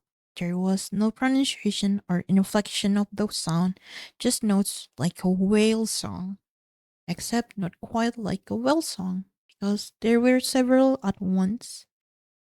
Will caught, I guess, and he was responding to me. That means he can hear too. And notably, the song were in my range of hearing. Some of the notes were low, some of them high, but definitely audible. That alone is amazing when I think about it. He's from a different planet and totally different evolutionary timeline, but we ended up with compatible sound range. On top of that, on top all of that, he decided my noise warranted a response. You have language, I say. How do you have a language? You don't have mouth. He whom again, Rocky explained, thinking rationally. So basically, like the word that Rocky used right over here, he there's no humming. It's only like a music note. Like the way that like the book written is that they put like a music note every time like Rocky like talk. That's the thing. Thinking rationally, you can make a spaceship without civilization, and you can have a civilization without being able to communicate. So of course they have language. It's interesting that communication is done with sound like humans do. Coincidence? Maybe not. Maybe that's just the easiest way to evolve that trade. Rocky talk. Rocky pointed to the object they left me. Right, right, I say. The whole language thing is way more interesting to me. And I'd rather explore that, but for now, Rocky wants to know what I think of his present. I float over the object. They attached to the wall in my own tape. The object are a pair of spears. Each one has raised image embossed on it. Yes, like that. It's like I think like they actually use like a music note, and the music note actually have tone on it. I would say I think like you can actually play this on a as a music note. That's what I'm trying to say. Like the reading of the book. I was gonna show you. Maybe I should use webcam, but I think I use my webcam for like what are those like? Can I see? Maybe I just post it on Discord later on. But anyway, right, right. I say the whole language thing is way more interesting to me, and I'd rather explore that. But for now, Rocky wants to know what I think of his present. I float over the object. They're attached to the wall with my own tape. The object are a pair of spears. Each one has Roy's image embossed on it. One has the Hail Mary and the other has the bleep A. I pulled the Hail Mary ball of tape. It's not warm, in fact. The tunnel isn't warm anymore. Interesting. Maybe they noticed how like thing color and they did something to make it more comfortable for me. There's a rattle from inside the ball. I shake it and listen. More rattling. I find a stream. I rotate the top, the bottom, balls against each other, and sure enough, they rotate. Left-handed screw and course. Look to Rocky for approval. He has no face, there's no facial expression. He just floats there, watching me. Well, not watching, no eyes. Actually, wait. How does he know what I'm doing? He clearly knows he wave and stuff. He must have eyes somewhere. I probably just don't recognize them. I turn my attention back to the spears. I pull two half apart inside. It's a bunch of more little spears. I sighed. This raises more question than it answer. The little bead flowed out and drift across my field of view. They are not individual item. They are connected to one another by a little string, like a complicated necklace. I spread it out as best as I can. They look like, for lack of better term, beaded handcuff. Two circles of threaded bad beads connected to each other by little bridge of thread. Each circle has 8 beads on it. The connecting thread has none. They seem very deliberate, but I have no idea what's meant. Maybe the other ball and the one with the bleep A picture on it will set more light. I let the handcuff float and pull the bleep A balls off the wall. I shake it, hear a lot of rattling from inside. I unscrew the two halves, another set of beds coming out. Unlike the handcuff, there are only one ring in this construction, and it has 7 beds, not eight. Also, it has three connector strings sticking out the circles leading the single bed catch. Bed beat each. I think it's called bed. So you read it as beat. Okay. Kind of like necklace with some ornamentation. Google Google ornamentation. Ornamentation. What does it mean? Ornamentation. Okay, what does it mean though? What's I want to know what ornamentation mean. Oh, begone AI. Okay, whips ornament. Little decoration. Oh, traditional is decoration. It's full counter to employ this very good technique with Griffin framework to exploit multiple possibility of ornamentation. We have convincing evidence. Oh, so it's basically like arrangement, little decoration. I see. I see. Okay, got it. Interesting. Interesting. I would never know about that word. There are more stuff inside. A shaken model and another necklace pulled out. I take a look, and it's identical to one I just expected. I keep shaking, and more necklaces came out, each one the same. I collect them all and stuff them in my pocket. This reminded me of something. I thumped my forehead. What does this remind me of? Rocky taps his curved piece with a claw. Kind of just mimicking my movement, but it felt like he's saying, think, dummy. What would I tell my student at a time like this? Why did I suddenly think of my student? I got an image of my classroom, a flash of memory. I'm holding a moment of molecule and explaining. Molecules. I grabbed the handcuff and hold them out to Rocky. These are molecules. You're trying to tell me something about chemistry. Rocky, replying tune. But wait, there are some weird molecules. They make no sense. I look at the handcuff. Nothing form a molecule like this. 8 atom on one side, 8 on the others, connected by what? Nothing? The connector string isn't even coming off a bed. It's just staying off string from two circles. Atoms, I say. The beds are protons. Oh, yeah, you spell it protons. So these circles of beds are atoms, and the little connector are chemical bonds. Okay, if that's the case, I hold up the handcuff and count everything again. Then this is two atoms, each with 8 protons connected to each other. Element number 8 is oxygen, 2 oxygen, 02, O2, O2, it's O2, and it was in the Hail Mary ball. I hold it toward Rocky. You clever fella, this is my atmosphere. I grab the other side of the bed. So your atmosphere is 7 proton connected to 3 individual atoms with 1 proton each. A nitrogen attached to 3 hydrogen, ammonia. Of course it's ammonia. You breathe ammonia.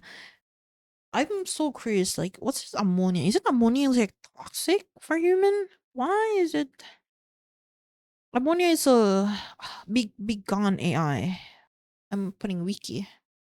Ammonia is an inorganic chemical compound of nitrogen and hydrogen with four.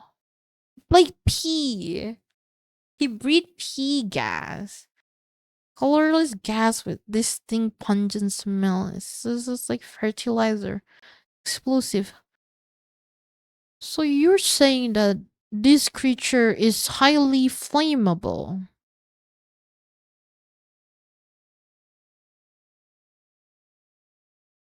This is straight up from like what's the game name? Like Fear and Hunger 2 at this point. Didn't end up slipping. I knew it'd go. What kind of project you're doing? I knew it Glow would do that. Yeah, what kind of project you're doing? It's component of P but isn't P. Like it's like the gas of P. It's like when you're saying like air, right? Air is technically I don't know, air, but there are also like a lot of component in it. That's what I'm trying to say. 30 days streaming, I'll be there, Glow. I will be your number one top Oshi, my number one top Oshi. Until the light glow, isn't it? That's so cool. Like water is component. Yes, exactly. It's like it's like ammonia is one of the component of P, but it's not P. But it because it consists a lot of component. I think of that while I was about to sleep. You are very smart, Glow. I will be there, Glow. I will catch you. I'll miss you, Glow. Despite I understand, like swimming is there's a lot it require a lot of attention and emotion. So I absolutely understand why that it should be okay for you to step out from it if it doesn't like give you positive like experience on it. But as I say for no, I'll always be here, and even though you don't stream, I will still talk to you and everything if you need me. Okay, and if your friend need me too, I'll be here too. I hold it toward Rocky. You clever fellow. Mwah! This is my atmosphere. I grabbed the other sets of bed. So your atmosphere is 7 proton, connected to 3 individual atoms with 1 proton each. And nitrogen attached to 3 hydrogen. Ammonia, of course, is ammonia. You breathe ammonia. Ooh, okay, have fun.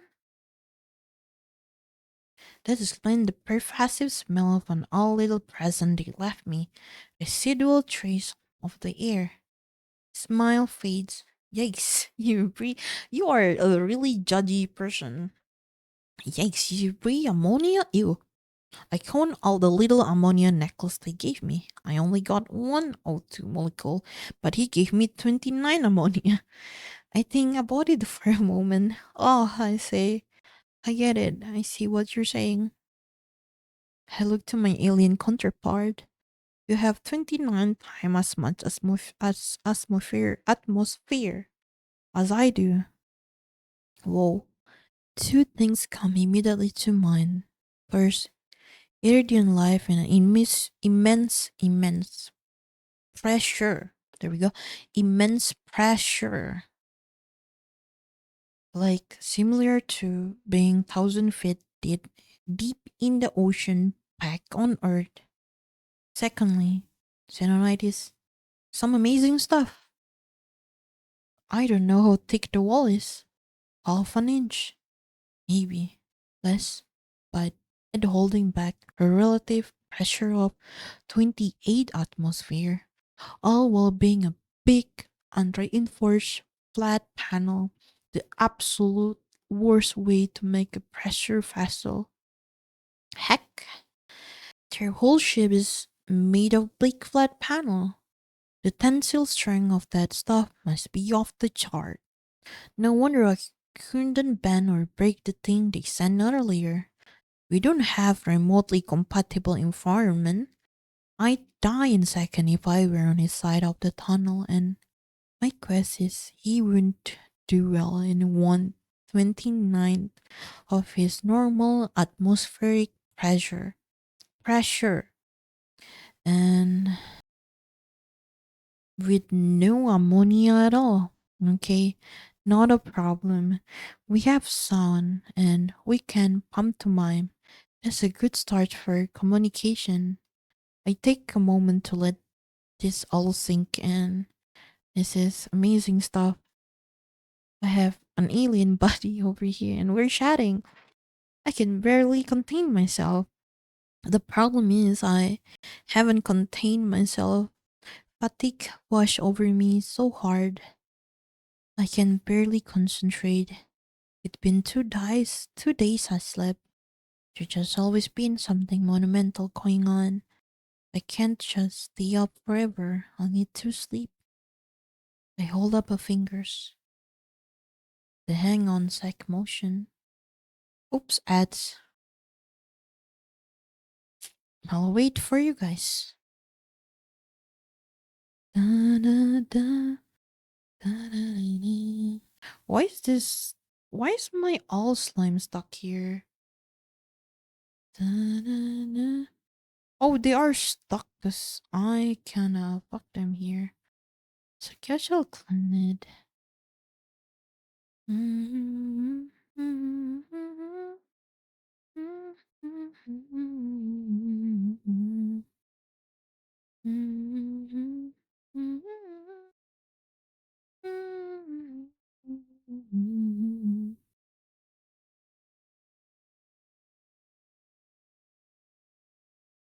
There we go. They wouldn't be stuck no more.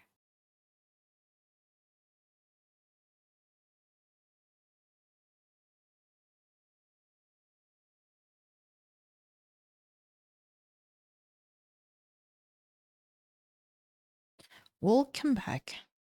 I hold up her fingers. The hang on's a sec motion. Hopefully he remembered it from the last time. He held up a finger on one of his men to match. We rushed back into the ship, careened down to the lab. There an analog clock on the wall. Because every lab needs an analog clock, it takes some doing, but I pull it off the wall and put it under my arm. I also grab a dry erase marker from the workstation. Back I go through the control room and into the tunnel of Alien. Rocky is still there. He seemed to perk up when I return. How could I know that? I don't know. He just kind of repositioned himself and seemed more attentive. I see him the clock, spin the time set dial in the back. Just want him to see how the hand moved back. He make a circular motion with the hand. He got it. Where's the music?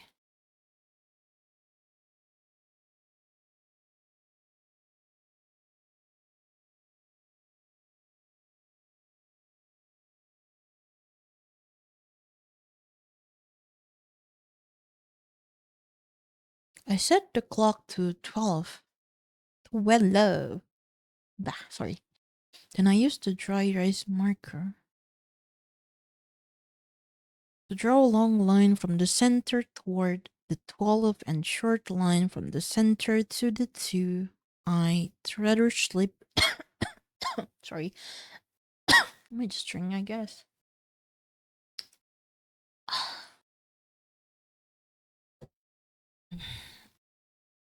I wonder why reading stream require a lot of water, because holy shit. I feel like reading stream is the only stream that I'm willingly drink water. A lot of mineral water. And does not complain.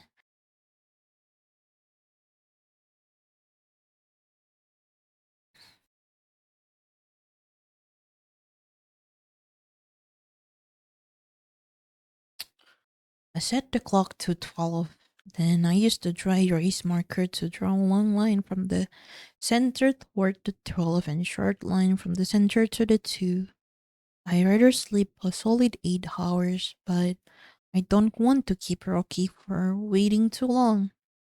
I'll settle for 2 hour nap, and I'll come back when the clock matches this, I say, as if that would help him understand. Sorry, I burp. Music tone. He make a gesture. He reached forward with two of his hand and grabs nothing, and then he pulled the nothing toward him. What? He tapped the wall, went to the clock, then repeated the gesture. Do he want the clock to be closer to the wall? I put the clock closer. This seemed to excited him. He make a gesture more rapidly. I move it further I move it further forward. The clock is almost touching the walls now.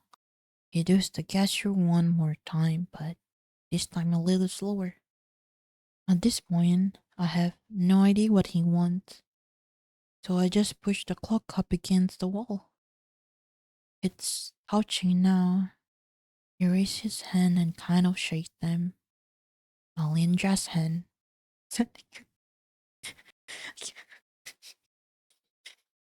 Andy, where when I get you, Andy, where? Andy, where when I get you? Alinja's hand. Is that a good thing? Okay. I hope he understands. I'll be back in 2 hours. I turn to leave, but immediately hear tap, tap, tap. What? I say. Music hums, he say, pointing to the clock. It drifted a little bit away from the wall. He doesn't like that. Okay, I see. I pull a loop of tape off the wall, unloop it, and rip it in half. I used the two halves to tape the left and right side of the clock to the clear wall. Rocky gave me the jazz hand signal again. I think it means yes, or I approve of this. Like nodding, I turn to leave again, but tap, tap, tap. I spin around once more. Dude, I just want a darn nap. He held up fingers, drawing my own sign language against me. Now I have to wait. I guess that's fair. I guess that's fair. I hold up my fingers to acknowledge it. He opened a circular door leading into his ship.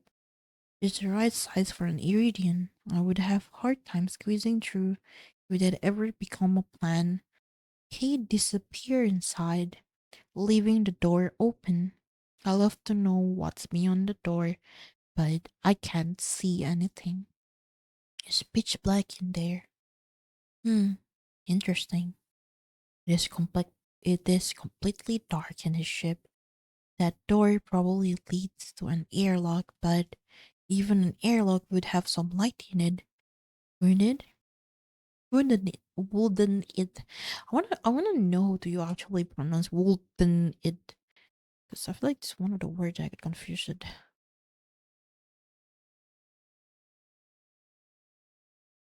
Wooden, wooden, wood, wooden, wooden. You should wooden. Okay. Ah, my phone. Sorry. Wooden it.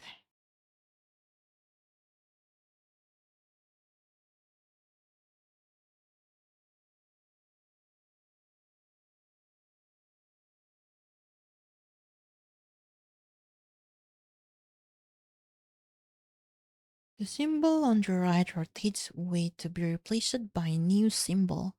After a couple of seconds, it happened again. Then again.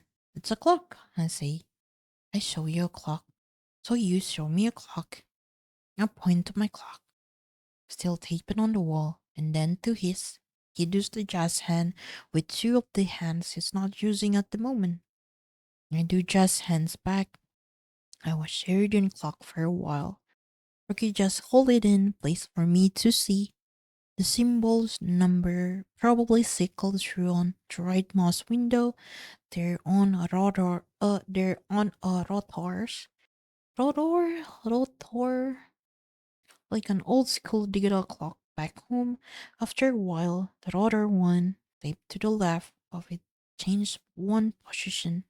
Aha! As far as I can tell, the right rotor changes once every time a second. A little more than 2 seconds, I think.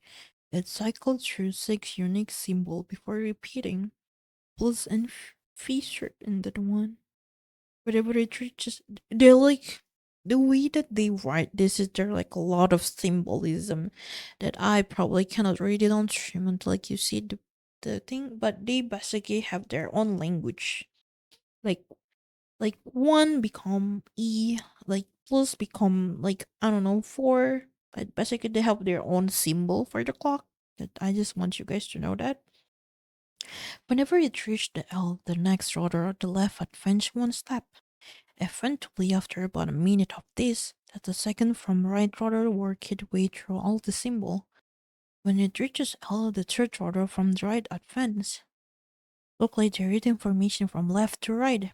Simultaneously, neat coincidence, though not incredibly unlikely. I mean, there are really only four options: left to right, right to left, top to bottom, or bottom to top. So there was a 1 in a 4 chance would be the same. So his clock is intuitive for me to read. I would like it works like an odometer.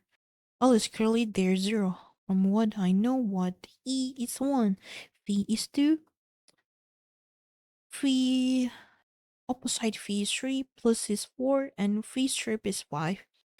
What about 6 through 9? Key don't exist. After V strip, we go back to L. Either didn't use base 6. Of all things I teach my student, numerical base are the hardest to make them truly understand. They're nothing special. About the number 10, we have a 10 unique digit because we have 10 fingers. Simple as that. Rocky have 3 fingers per hand. I guess they only like to use 2 fingers when counting. They probably keep the other 3 feet or hand on the ground to stay steady. So they have 6 fingers to work with. I like you, Rocky. You're a genius. And he is. With this simple act, Rocky showed me how iridium number work. Base 6. How iridium number are written. The symbol. Like L, E, phi, opposite phi down, pulse, and phi strip. How iridium read information, left to right. How long an iridium second is.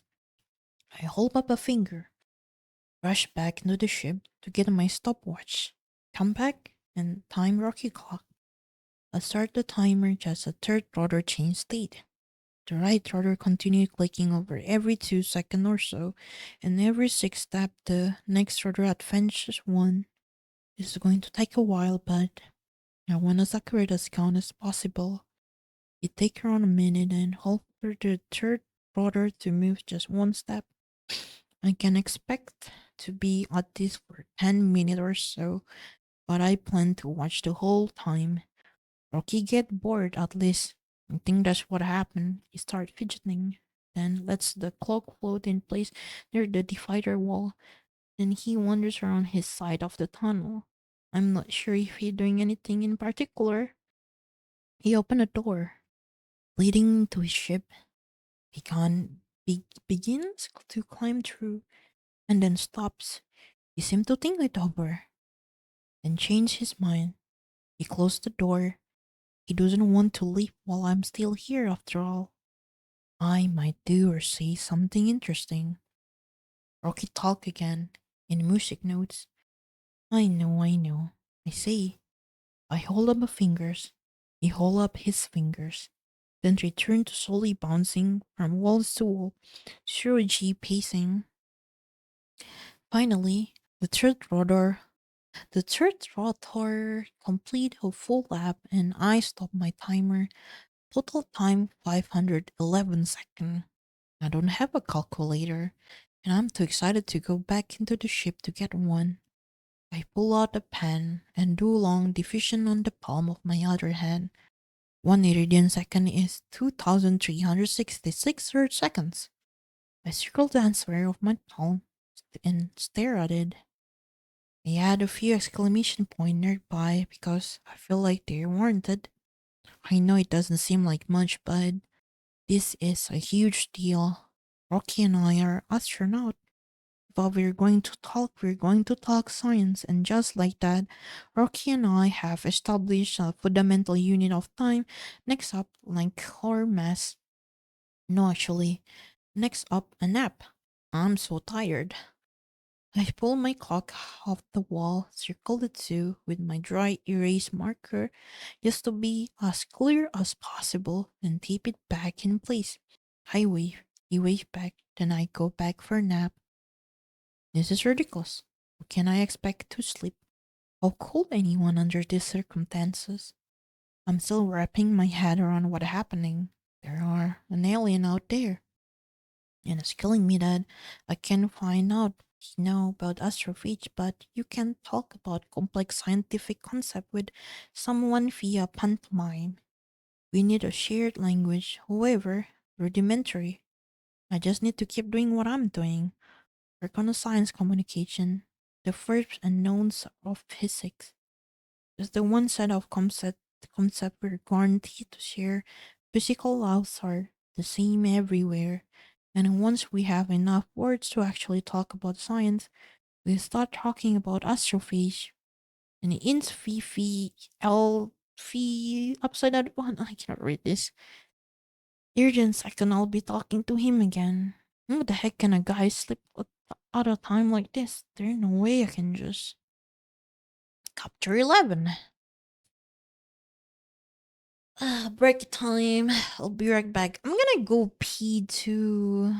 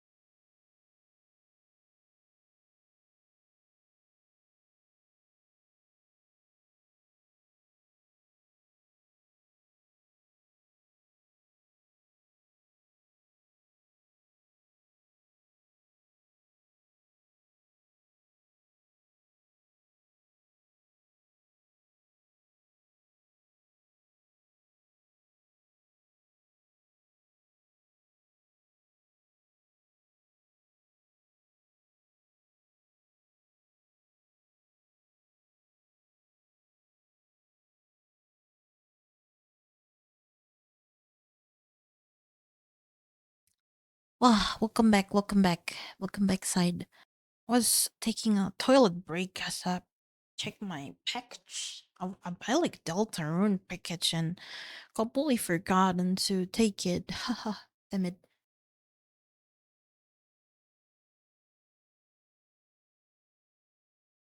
I just left my phone on my bed, but Capture 11. Yeah, I buy merch from my mutual friends artists from Twitter and completely forgotten to take it after it arrived on my place, and turned out it'd been here since like 5 days ago. Shit, fuck, I forgot. But I'm gonna gonna search for that. But anyway, we are on chapter 11. We learned that Rocky and Roland. Oh wait, I must fell. Roland and Grace actually have learned that how to use time in Iridian. Uh, Completely hard to explain, but they like human have like 24-hour, right? Iridian experience time in which they only divide time by six, basically. Human divide time to 24. For them it's like 1 minute is equal to 100, I don't know, like 500 seconds or something. In which that is pretty unique idea to have. But here we go. Capture 11. My timer beeps at me. I set it out for a 2 hour countdown. It just reached zero. I blink a couple of times. I'm floating in a fetal position in the control room. I didn't even make it to a dormitory. I am not rested at all. Every pore of my being yells at me to go back to sleep. But I told Rocky I'd be back in 2 hours and I wouldn't want him to think human are untrustworthy. I mean, we're pretty untrustworthy, but I don't want him to know that. I'm gonna go to Aram. It's okay. Thank you, thank you. Thank you for talking to me, even though like I didn't really do much in sleep, but have fun in Aram. Go use funny build. Go use funny build and be happy. Have fun side. I charge. Can you charge in 0G? I say yes. Hey, Reed. Eco. Haven't seen you for a while. How are you doing? Welcome in, welcome in. Doo, doo, doo, doo, doo.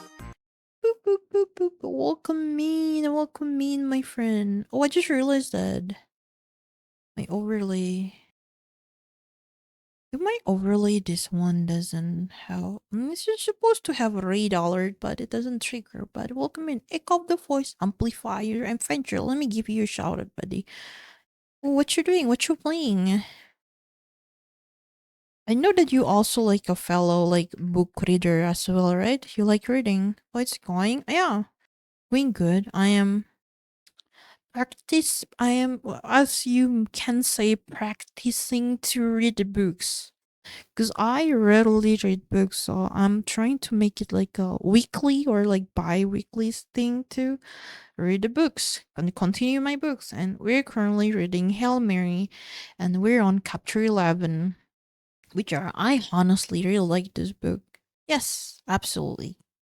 Welcome, welcome. Yes, absolutely love this. It's a wonderful book, as I may say for sure. Mm-hmm.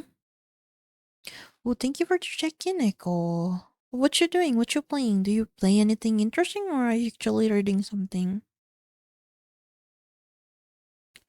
Maybe I should drink more water.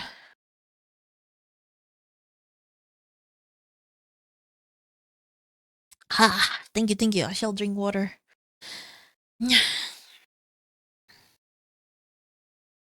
Mm. Thank you, thank you. Weep, weep. Thank you so much. Ooh, Xenoblade. You know, like the thing about Xenoblade is one of the game that you actually need to go like 100 hours in, right? Like 200 hours in to play the game, and I admire people that can stay to that long to like experience RPG. I miss that. For me, like that game was Breath of Fire and Legend of Mana because I think like I had spent like more than like hundreds of hours on it. But sorry, I burped a bit. Sorry, I burped. But the incentive was that I was doing it when I was a kid, so it's you don't like think too much when you're a kid, but when you grow up like me right now, no, not all grew up, not all grew up like go tried with it, but I feel like I having an issue where I having hard time focusing and experiencing like an RPG game despite actually missing it. Hmm. But I still love RPG absolutely. This water is still on my body. Oops, well, water is staying there now, I guess. Thank you so much. Thank you so much for joining. I appreciate you, buddy. Hope you have a wonderful day, okay? Hope you have a wonderful day. Thank you so much for the read once more.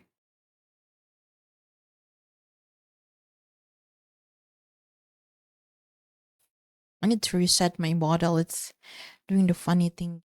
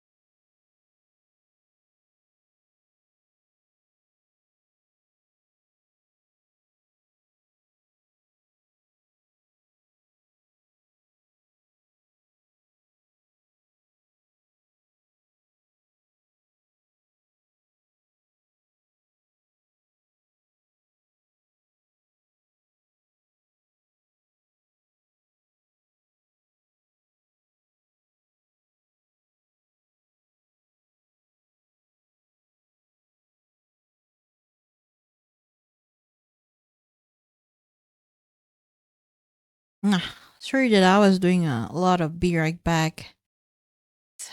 I would say that reading stream is a bit need a lot of stuff happening. I would say that for sure. But anyway, I mean, we're pretty untrustworthy, but I don't want him to know that. I trudge. Can you trudge in 0G? I say yes. Through the airlock, Rocky is there, waiting for me in the tunnel.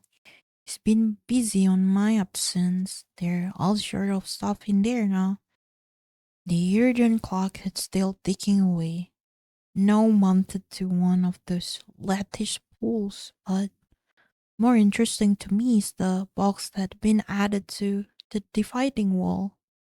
It's 1 foot cube and it's just out into half of the tunnel. It made of the it made of the same transparent xenonite that the rest of the wall is made of.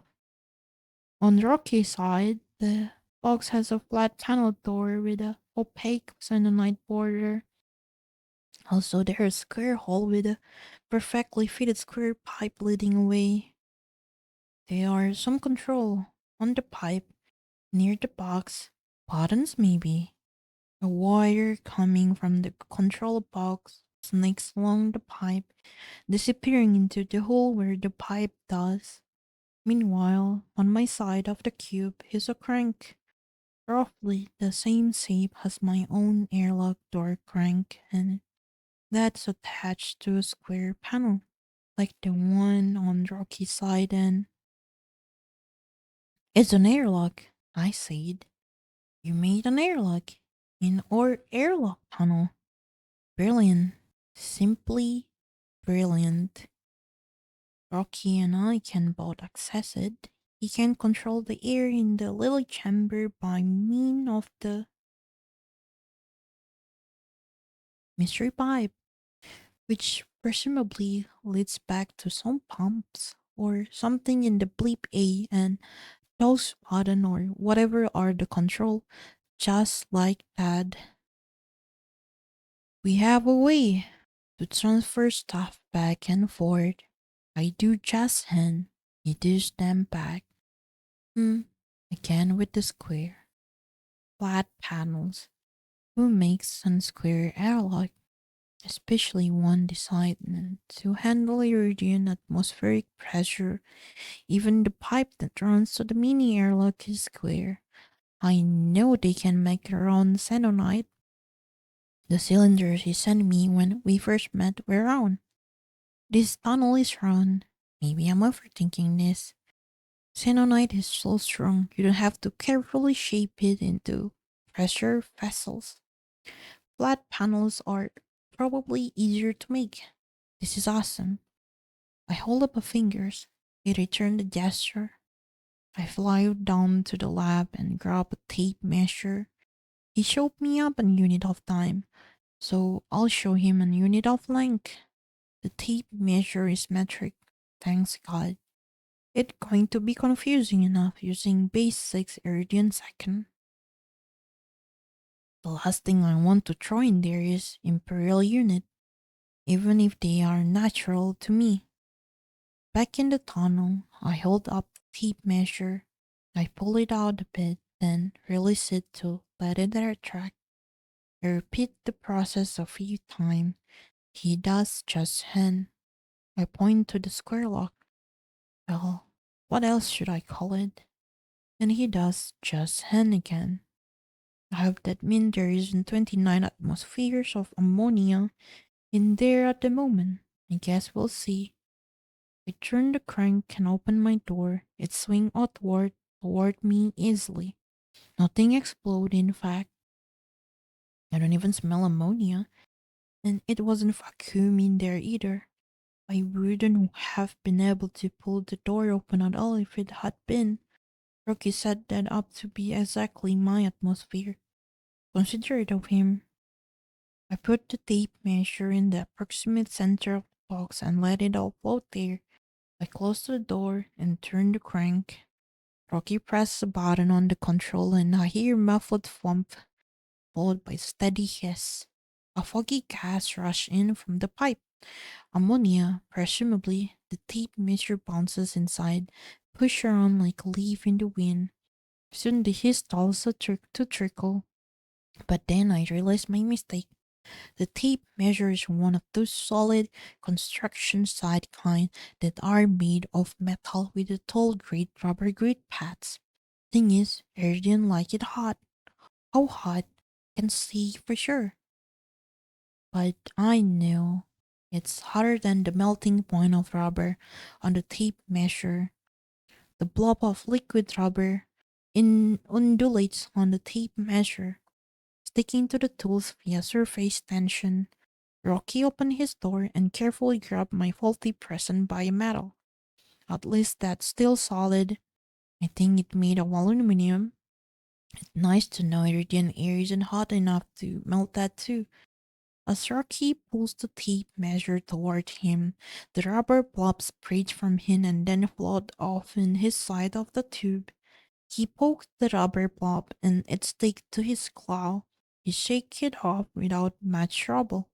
Obviously, the temperature doesn't bother him, because it's no different from human shaking water off his hand. In my atmosphere, rubber that hot would burn. There be all these nasty noxious gases coming off of it too. But there's no oxygen on the rocky side of the wall, so the rubber just kind of stays all liquid. It floats off to the tunnel wall and stick there. I shrugged at him. Maybe he know that mean I'm sorry. He sort of shrugged back, but he does it with all his 5 shoulder. Look weird. I don't know if he catch my meaning. He pulled the tape out a bit, then let it snap back. He clearly surprised, even though he must have known it was coming. He released it entirely and let it spin in front of him. He grabbed it, does it again, then again, and again. Yeah, it's fun, I say. But look at the marking. There's our centimeter. Centimeters. The next time he pulled the tape out, I point to the tape. Look, he just keep pulling it out and back again. I don't see any indication that he cared, but what's written there? I hold up my fingers. I'll go back to the lab and get another tape measure. The well-stocked lab and no space mission would be completely without redundancy. I come back to the tunnel. Rocky is still playing with the tape measure, so he's really having a ball. He pulled the tape out as far as he can, which is about a meter, then released both of the tape and the tape measure at the same time. The resulting recoil and snap back make the tape measure spin wildly in front of him. Music note, he say. I'm pretty sure that was a squeal of glee. Look, look, I say. Rocky, Rocky, yo. He finally stopped playing with the unintentional toys. I pulled some tape off on my tape measure. I point to the marking. Look here, see this?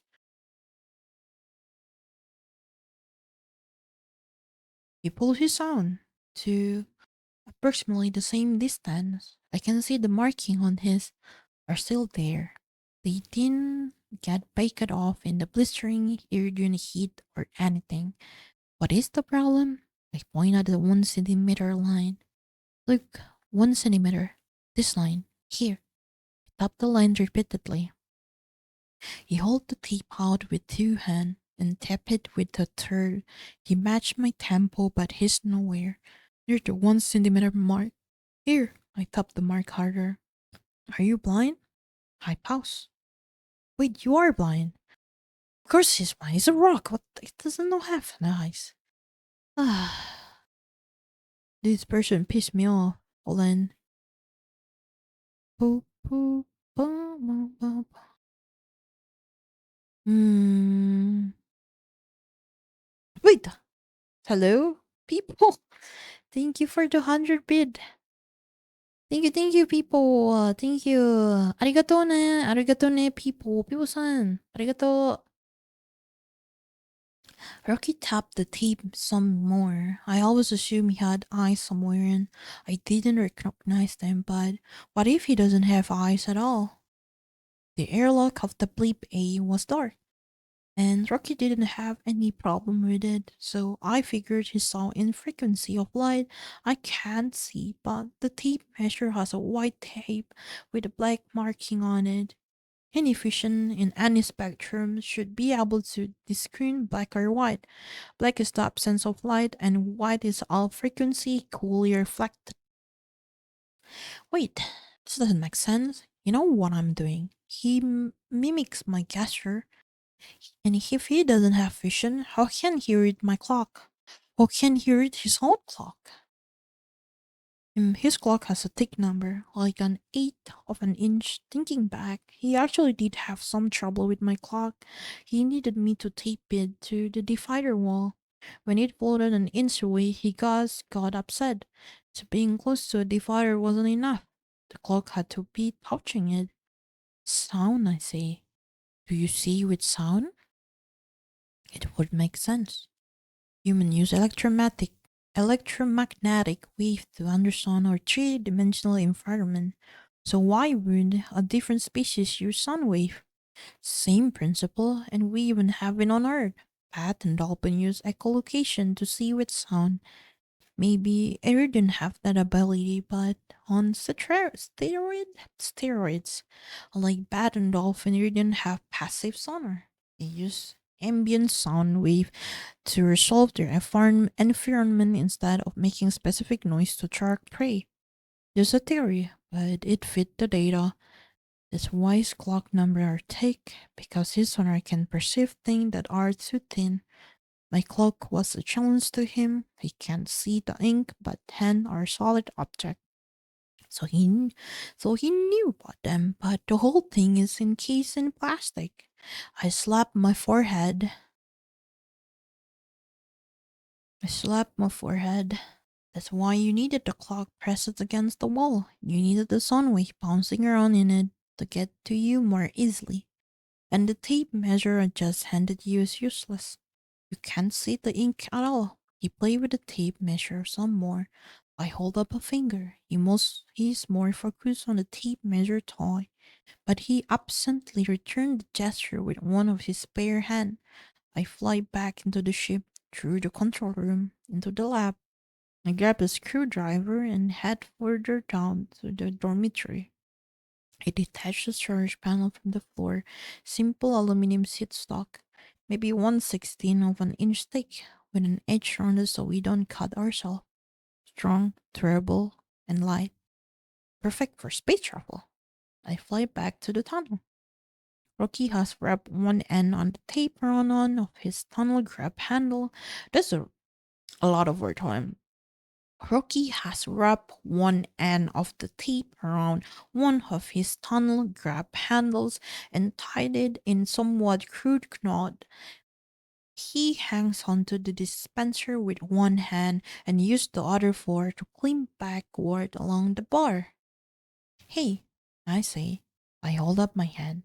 Hey, you stop playing with the tape measurement for a moment. I hold up two fingers. Rocky hold up two fingers. Yeah, okay, now we're in mimic mode again. I hold up one finger, then switch to two, then back to one, then finally three. Rocky, repeat the sequence. Just I hoped they would. Now I put the aluminum panel between my rock and the Rocky behind the panel. I hold up two fingers, then one, then three, then five. Rocky hold up two fingers, then one, then all three. He bring a second hand to hold up two more fingers for a total five. Oh, I say. 1/16-inch aluminum will stop pretty much all light. Some absurdly high frequency can get through, but those frequency would also pass right through me. So he wouldn't see my hand.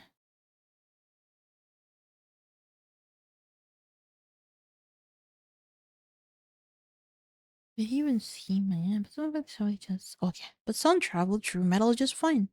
That's proof. It's not using light to perceive what's going on. It has to be sound to Rocky. That metal plate is like one glass of window. Maybe it muddled the image a little, but not much. Heck, he probably knew what the Hail Mary control room looks like. Why not? The hull is just more aluminum. Or did he see me out in space? No air in space or no sound? Wait, no.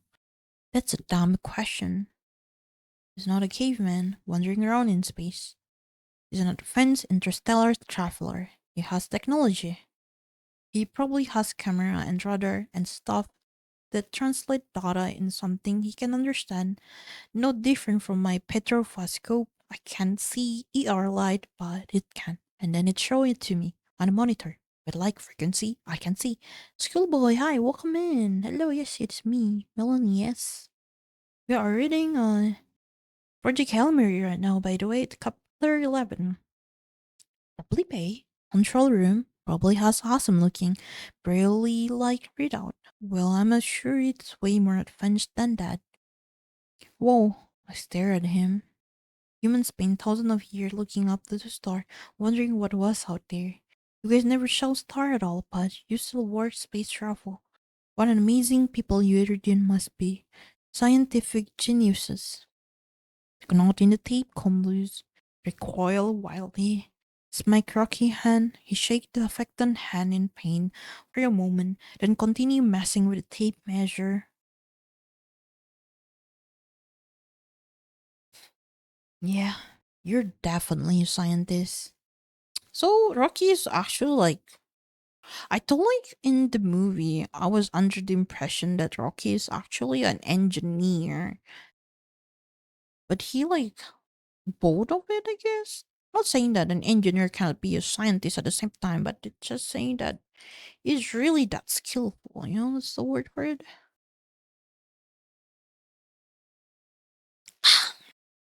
Drinking water. All right, said Bailiff.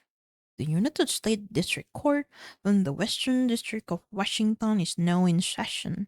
The Honorable Justice Meredith Spencer presiding. The entire courtroom stood as the judge took her seat.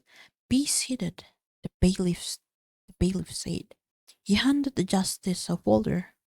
Your Honor, today's case is Intellectual Property Alliance Fee Project Hail Mary. The judge nodded. Plaintiff, are you ready for trial? The plaintiff table was crowded with well-dressed men and women, the eldest of them, a man in his 60s, sought to answer, We are, Your Honor. The defense, are you ready for trial? Strut sat alone at the defense table, taping away on her tablet. The justice cleared her throat. Defense? Strut finished typing and stood. I'm ready. Justice Spencer gestured to start table. Counselor, raise the rest of your team. Mrs. Rudd. Spencer took off her glasses and glared. The defendant in this case is rather famous intergovernmental consortium of scientists, led by me, said Rudd. I move to dismiss. You can't make motion yet, Miss Rudd, said Spencer. Just tell me if you're ready to proceed. I'm ready. All right, plaintiff. You may begin your opening statement. The men stood. May it please the court and lady and gentlemen of the jury, my name is Theodore Canton, counsel for the intellectual property alliance in this action. During this trial, we will show the Project Hail Mary has overstepped its authority in the matter of digital data acquisition and licensing. They have in their possession a gigantic solid state drive array upon which they have copied literally every single piece of software that has ever been copyrighted, as well as every single book and literary work that has ever been available in digital format. All of this was done without payment or licensing to the proper copyright holder or intellectual property owner. Furthermore, many of their technological design filed patent held by Your Honor, Strad interrupted. Can I make motion now? Technically, said the justice, but it's irregular. I move to dismiss. Your Honor, Canton protested. On what ground, Miss Strad? Said the justice. Because I don't have time for this. What is wrong with Strad? She said, We are building a ship to literal save our species. We have every little time to get it done. It will have 3 astronauts, just 3, to do experiment we can even conceive of now. We need them to be prepared for any possible line of study they deem necessary. So we are giving them everything. The collected knowledge of humankind along with all software. Some of it is stupid. They probably won't need Minesweeper for the Windows 3.1. And they probably don't need an unbridged circuit like English dictionary, but they're going to have them. Canton shook his head. Your Honor, my client don't dispute the noble nature of the Hail Mary project. The complaint is in the illegal use of copyrighted material and patented mechanism. Strad shook her head. It would take a ridiculous amount of time and energy to work out licensing agreement with every company, so we're not doing it. I assure you, Miss Strad, you will comply with the law. I said the justice. I only when I want to. Strahd held up a sheet of paper. According to this international treaty, I am personally immune from prosecution for any crime anywhere on earth. The United States Senate ratified that treaty 2 months ago. She held up a second piece of paper. And to streamline situation like this, I also have preemptive pardon from the President of the United States for any and all crime I was accused of within U.S. jurisdiction. The bailiff took the paper and handed them to the justice. This, said the justice, is exactly what you say it is.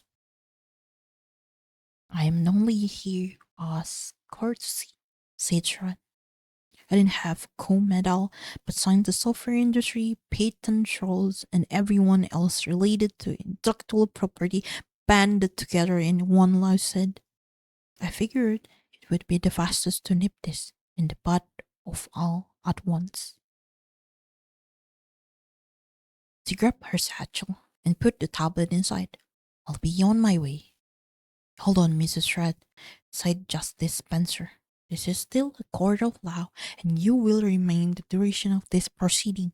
No, I won't, said Shred. The bailiff walked forward.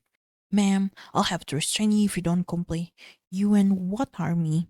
Shred asked. 5 armed men in military fatigue entered the courtroom and took up station around her. Because I have the U.S. Army, she said, and that a damn fine army. You know what's interesting? In the in the movie, I think they don't actually describe that Strahd is actually going on trial, but you know for sure that she actually was in jail. Basically, she have like a basic, I don't know, like what's the like like she was wearing something that showed that she is in jail. Basically, right? In the this is like in the thing.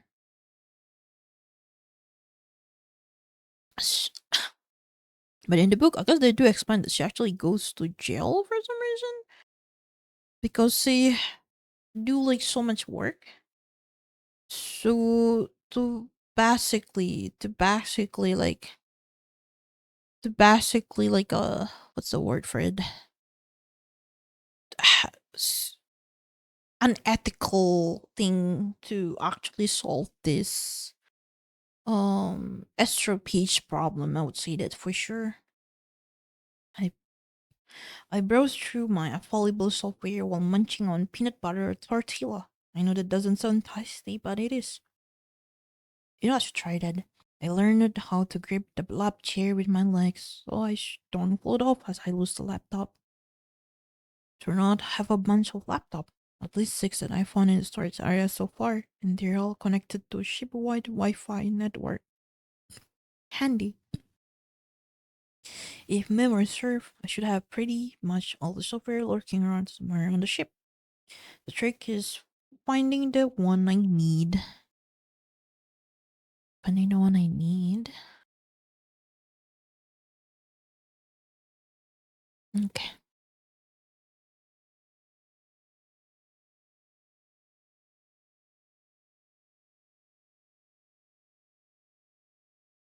I would I wouldn't even know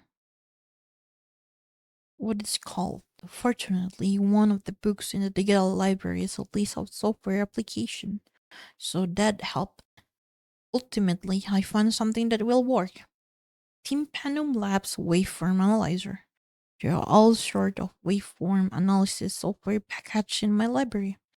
This one just has the highest review according to 2017 Computer Magazine that review waveform analyzer.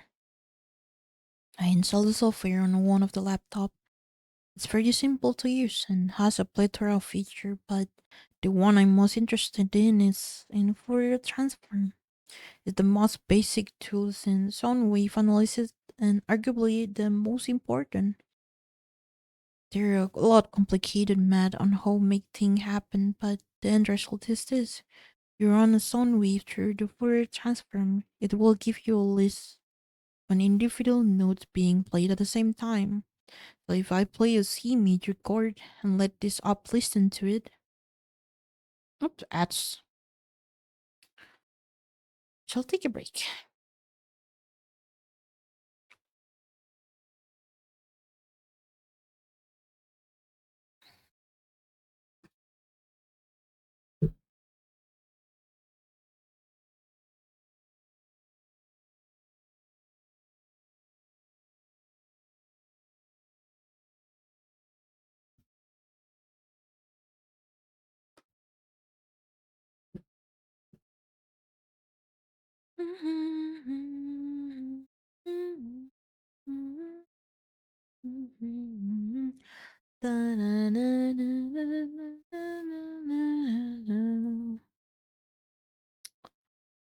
Oh, I guess I'll draw. I need the more is I draw, right? Because the time.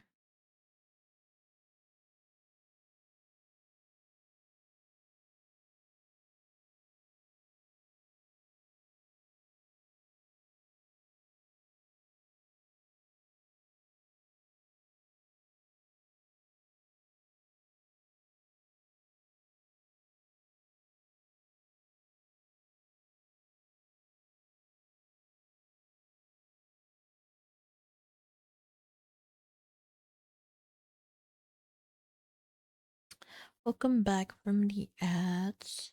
Hold on.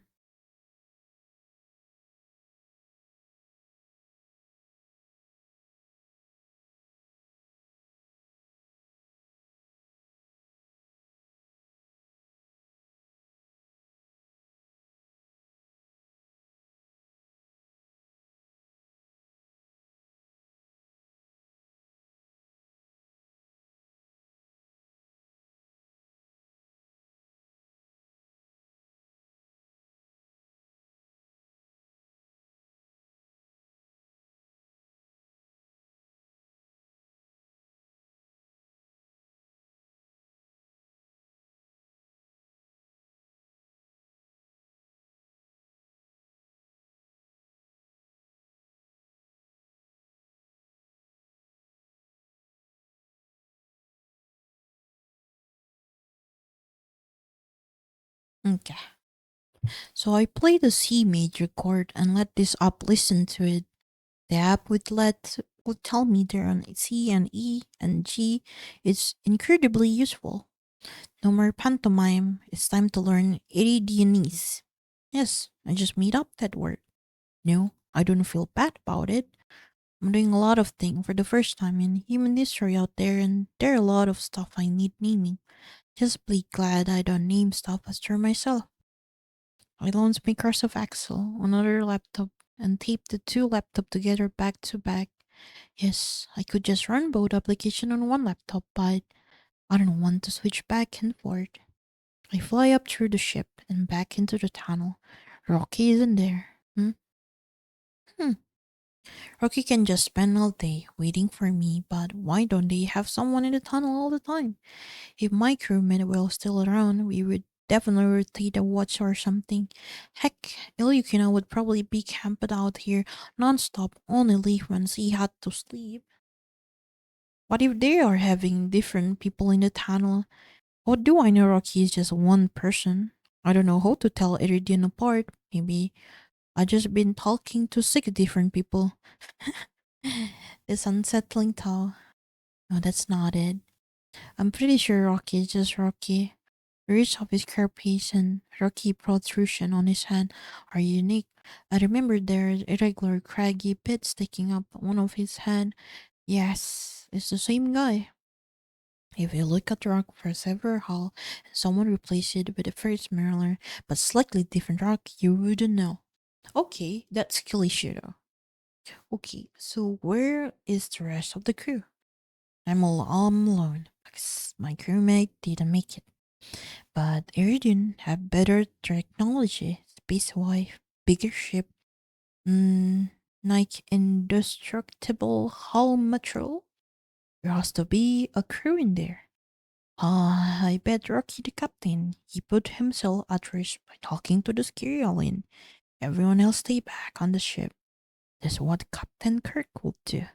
So why not Captain Rocky? Anyway, I have cool stuff I want to do, and I'm impatient. Yo, Rocky, I yell. Come here. I listen for any sound movement.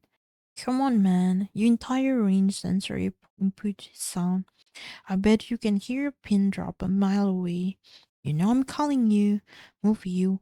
Whatever surface your butt. I want to talk. I wait and wait, but no Rocky. My guess is pretty high priority to him. So whatever he's doing must be really important. After all, he got a ship to deal with and he probably needs to eat and sleep. Well, he has to eat anyway. All biological organisms need to get energy somehow. I don't know if Iridian slept. Come to think of it, sleep might not be such a bad idea. Out of the past 48 hours, I had a 2 hour nap and nothing else. Rocky clock is still there, wedged between a grab bar and divider wall, yet ticking away as normal. It's interesting that his clock only has 5 digits. By my math, it's roll over back to L every hours or so. Maybe that's the length of an Iridian day. Speculate later. Sleep is priority. I set up a spreadsheet on my Excel laptop to convert from Rocky time to mine, or vice versa. I want to sleep for 8 hours.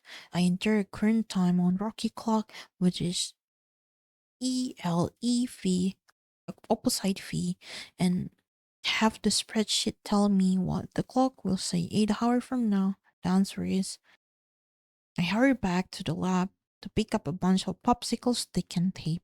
Rocky can see ink, so I have to improvise. I tap the stick to the divider wall to let Rocky know when I'll return. Fortunately, the symbols are mostly made of straight line, so my little craft project should be good enough for him to read. Interestingly, my return time has 6 digits, one more digit than Rocky clock show, and I'm sure he figured it out. If Rocky said I'll be back at 37 o'clock, I'll understand what he meant. But I hit the hay. I harvest a mini camera from the lab vacuum chamber. It is a small wireless camera that talked to a portable LCD clip to the camera. I tape the camera up in the tunnel, pointed up at the divider wall. I bring the readout screen with me to my bunk. Here. Now I have a baby monitor set up in the tunnel. There, no audio. The camera is for watching experience, no chatting with people, but it better than nothing. I tuck the bunk seat and blanket and tie all around the oval mattress pad. I shimmy in between the tight padding. This way I won't just float around while I sleep. My grand plan for communication with Rocky will have to wait. I'm a little frustrated, but not for long. I conk out almost immediately. Chapter 12. Ooh, how many pages that? I usually stop reading at chapter 3 capture, but I'll read another capture. Just need to get a little break again. Be right back.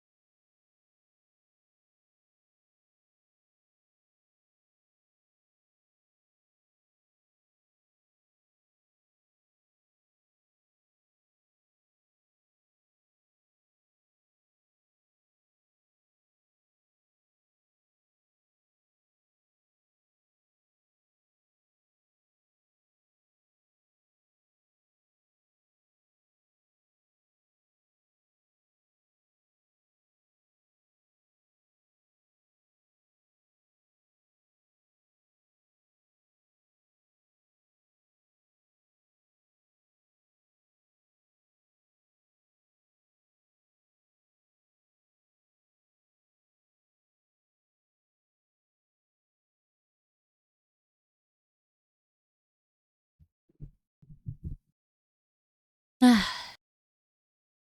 I'm back. Should I play like TFT or something before I like read like the last capture? Like, I mean, not really like the last capture. It was like 12 capture or something. Capture 12. But yeah, side.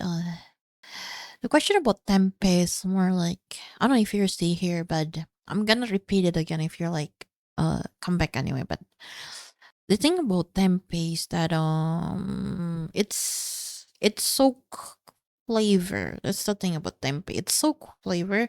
That's why the reason why Indonesian people ads. Are you kidding me? I just got back. Okay, anyway, so this is the reason why Indonesian people use a lot of oil when frying tempeh because it's soak up all the flavor from it. And we said, yeah, you don't need a lot of oil. I think air fry is enough. You just need to know how to air fry it. You need to make it crispy, basically, right? So it is like, yeah, you need to add the salt and pepper on it. For me, like, you need to actually soak it before like you fry it till it dry. So it like tastes good. Tastes good.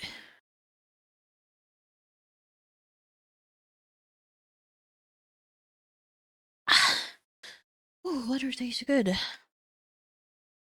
Stomach feel a bit weird. Yes, this makes sense. Yes, yeah. I don't know. I feel like just like tofu. Exactly, exactly.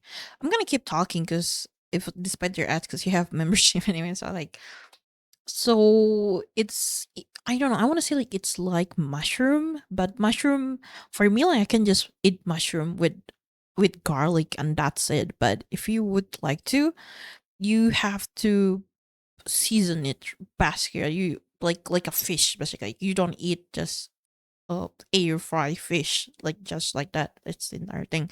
You need to actually put the easiest way is to soak. It need to be soaked in like flavor. The tempeh need to be wet, but it when you like soaking it in it not for too long because it absorb water really fast. Then I can say it will absorb water really fast. You only need dip it in, dip it out, like how you soak bread. I think I don't know. Or would you soak a bread? I don't know for tiramisu. I guess yeah. You don't want to make it too soggy. That's what I'm trying to say. Ooh, what if like before we continue to watch let's say to continue like reading capture, what if like I'll show you Indonesian tempeh so you understand? Hold on. Where the all the mm,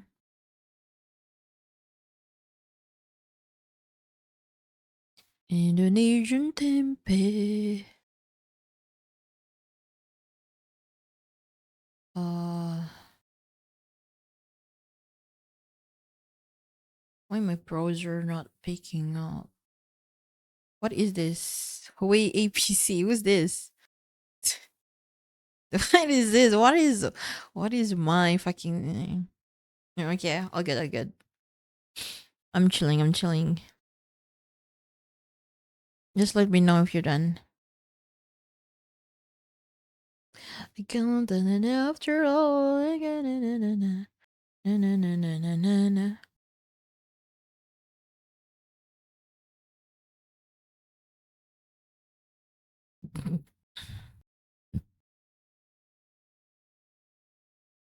What is this?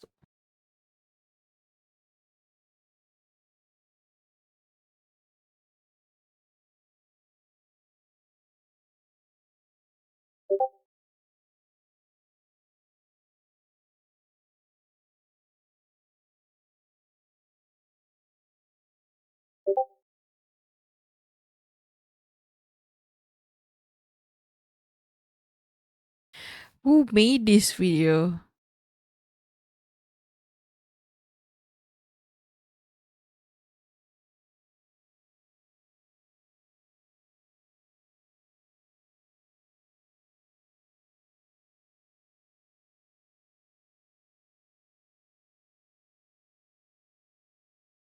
Oh, Amazing value.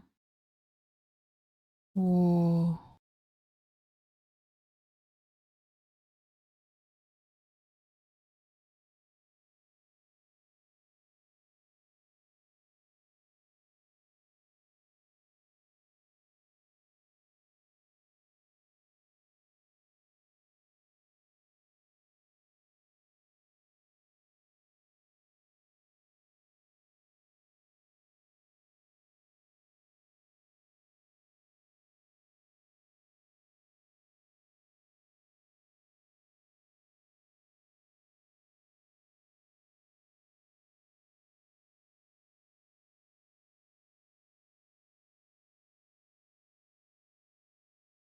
Why is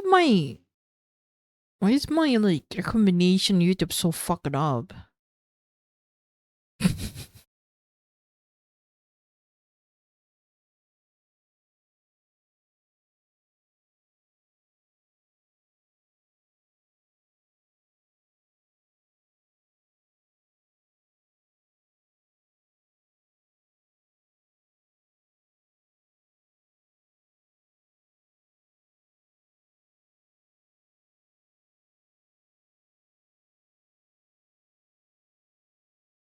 It wash is very good.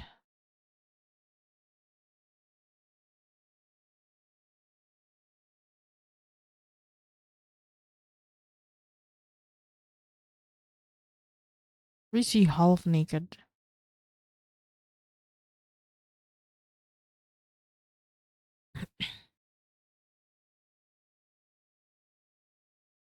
Oh, like a tiger barking the star about you and who you are. Right. Capture 12. It's okay, guys. I'm just spending my time chilling. Chilled stream today. I think like after the stream, I'm going to laundry too. I'm gonna do laundry.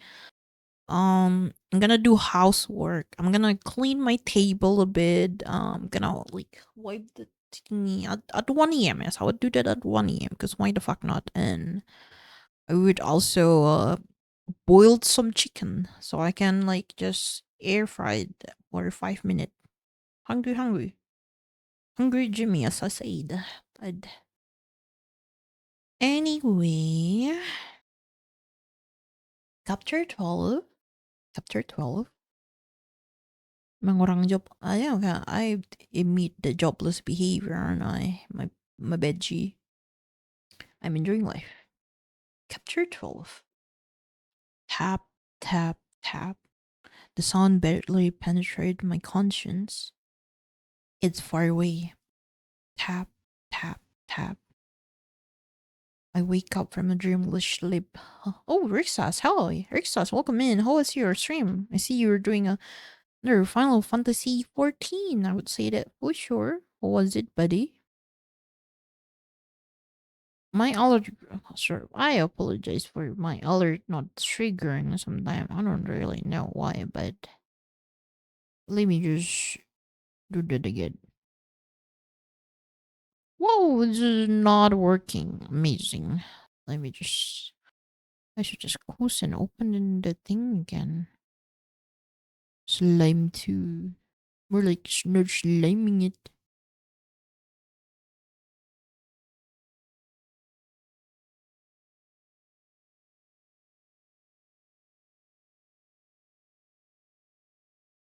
That's great. Played some with your friend. Oh, main story quests.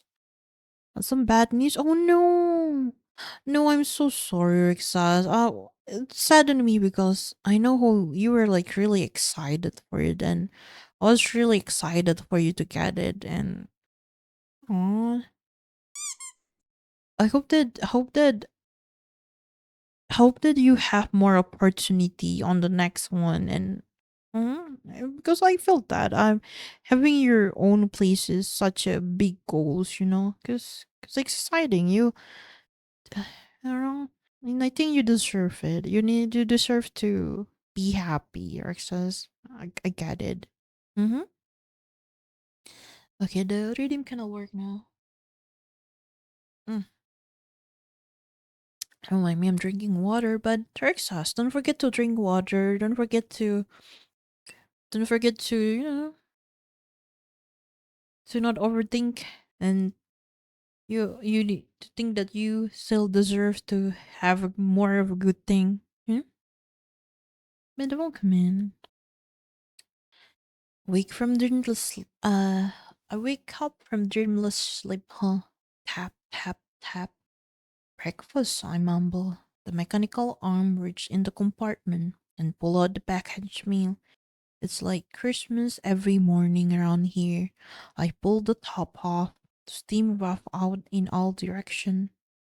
There's a breakfast burrito inside. Nice, I say. Coffee. Preparing. I take a bite of the breakfast burrito. It's good. All the food is good. I guess they figured out if we're going to die, we may as well eat good stuff. Coffee, say the composer. A mechanical arm hands me a pouch with peach straw in it, like a Capri Sun for adult zero-G accommodation. I let the burrito float nearby and take a sip of the coffee. Mm, it's delicious, of course. It even has just the right amount of cream and sugar. Sugar, there we go. That's a very personal preference that varies wildly from person to person. Tap, tap, tap. What is that anyway? I check the LCD screen tab near my bunk. Rocky is in the tunnel, tapping on the divider wall. Computer, how long was I asleep? Patient was as conscious for 10 hours and 17 minutes. Oh crud! I wrinkled out of my bed, bounced up through the ship toward the control room. I carried the burrito and coffee with me because I'm starving. I bounce into the tunnel. Sorry, sorry. Rocky tapped the divider louder than before now that I'm here. You know what? This is my favorite capture. I'm glad that we read all that. We finally reached the part where Grace is interacting with Rocky because I am very excited about this. I'm very excited to to read their interaction. Rocky tapped the fighter louder than before. Now that I'm here, he pointed to the popsicle stick number. I tipped to the divider and then to his clock. He balls one of his hand into a fist. I'm sorry. I clasped my hand together as if praying. I don't know what else to do. There's no interplanetary symbol for supplication. I don't know if he understands. But he unclenched his fist. Maybe it was a mild admonishment I meant. He could have met 5 fish, but only meet one.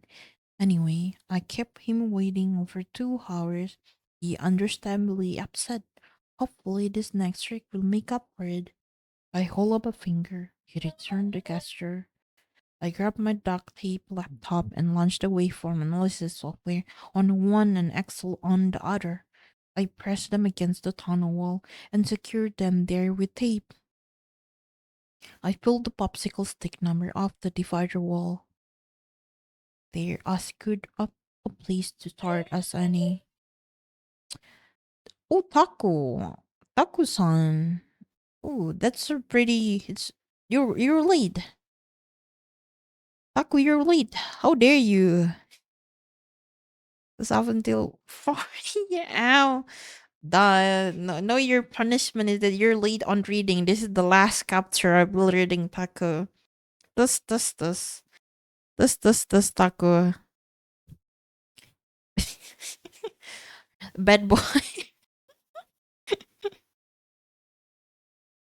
I hold the finger. I return the gesture. I grab my duct tape laptop and launched away from analysis. Hmm? Oh, that's good, that's good. Okay, let's talk about Tempe. We're gonna punish Taku for not coming early. So the thing about Tempe is that Tempe Chabay. I don't know if the picture is big, but hold on. Let me just make it like the entire fucking screen so you can actually see.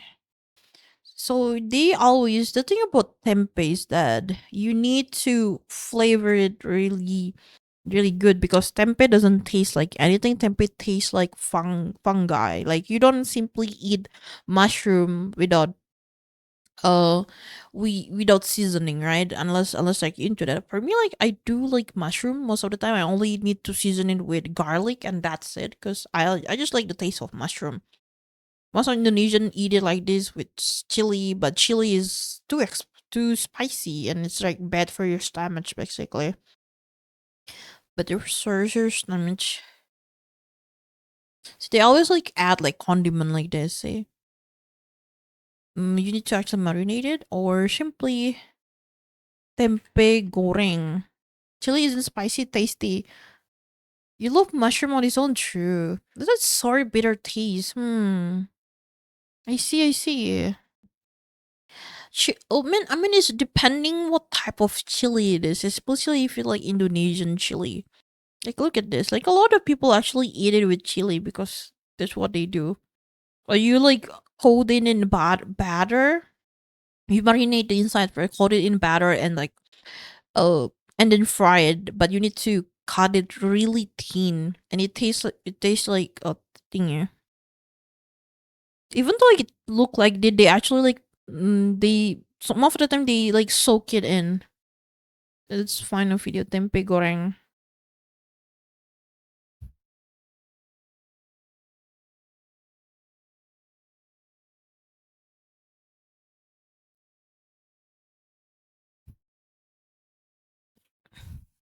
This is unhealthy. This is unhealthy. We can find the oh boil it in the broth of dish you made. Ah, true, true, true. I do like mushroom. To be honest, which is this is not healthy. Like Indonesian like to make tempeh unhealthy by see they season it. They even season the flour with like thingy. Fucking, you know what? We can like tempe goreng healthy, tempe goreng air fryer.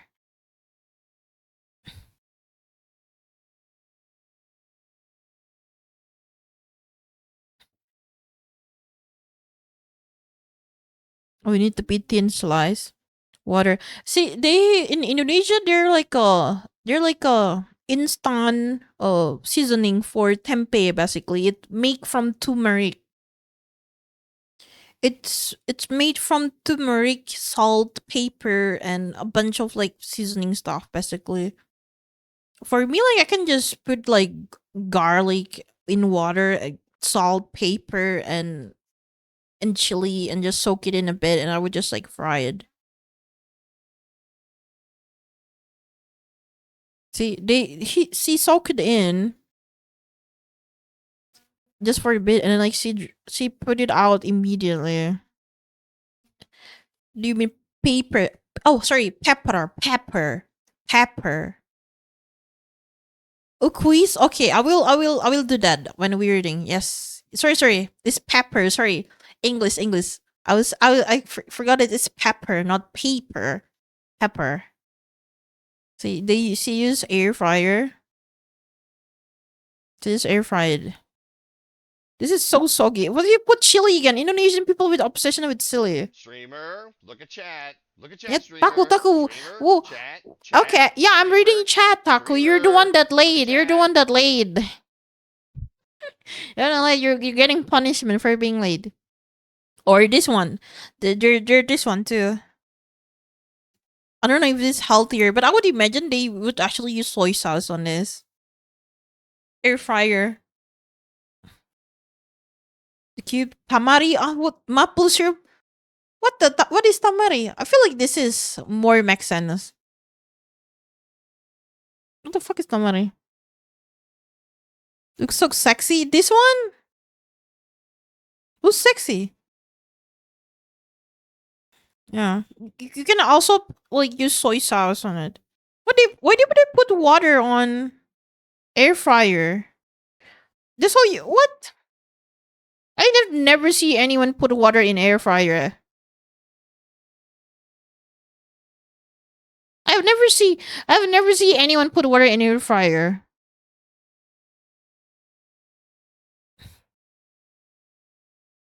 That's that's all I would say. It's either you put it in sambal, coat it in batter, or put it in soy sauce. Healthier option is not for not using oil, but oil is very yummy. You just steam it, like steaming and like frying at the same time. Interesting. So it doesn't out come out dry. But I thought like we trying to achieve a dry tempeh, so garlic powder, salt, white. Yeah. Yes.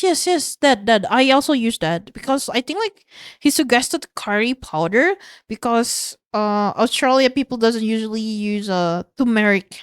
You guys doesn't usually have turmeric because in my country usually use like turmeric powder. Yeah, interesting.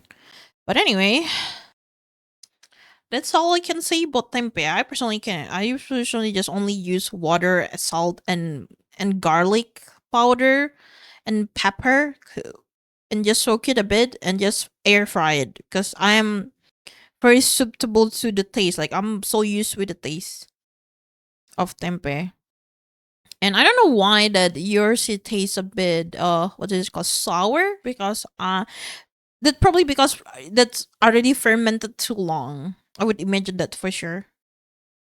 Oh, suk. Okay, thank you for the lure, Kiwi. Thank you for being here, Kiwi. I hope you have fun with reading actually, and have a good one, buddy. With the bottom of the air fryer, Asu. What the fuck? You got a lot of turmeric powder. Yeah. Hold on, turmeric. Let me see. Is it actually turmeric powder? Or actually wrong. Turmeric powder for tempeh. Fuck, can I like turn off this AI fucking thing? Yeah, it's just turmeric, right?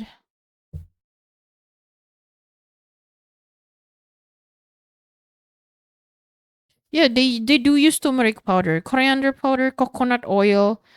I personally doesn't use coconut water, coconut oil because this shit expensive. Who the fuck cook tempeh in coconut water and coconut oil? That's shit expensive. You can technically use turmeric if you actually like the turmeric taste. Yes, it was just from my supermarket, so maybe the tempeh was better. I use peanut oil. Peanut oil. But yeah, it may be like in bad quality. I hope Fly can help you out. Yes, I hope he bring like the actual good tempeh, because I would imagine that the one that you have is like already fermented too long, or maybe they have different because you can actually make different kind of tempeh. I would say that for sure. But yep. Okay, what the question that you want to ask, Taku, for the reading? Do you want to know the difference that I read it from capture 10 to 12 today? Would you like to taste? Me too. I love turmeric. I love. Have you ever put turmeric on chicken side? Oh, so good. I like marinating my chicken on turmeric. Very good. Very Asian. Very Asian. So the one of the differences that I know from capture, I forgot what captures. I think 10 or 11. That in the movie, Strat, you didn't know Strat go to jail, right? She actually go to jail. She like getting apprehended for her behavior. Basically, she's like above the law, kind of like arrogance, right? In chapter 11 or 10, I've completely forgotten that in the movie, she she actually go through jail, but it's hard to know that she go through jail because it's only a few split second where she like on the ship boat and she was wearing, I don't know, she wearing something that indicate that she have been through jail.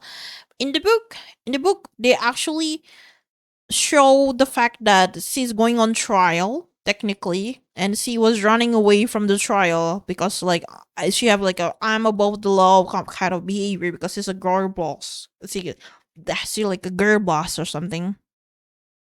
I think I did when I used to eat chicken balls. I'm vegan now, so I do. Oh yeah, true, true. My bad, my bad. I apologize. I've completely forgotten. Hmm. You can also put that on tofu too. Turmeric on tofu, very yummy. Hmm. What else you can put turmeric on? I never. I feel like turmeric is like.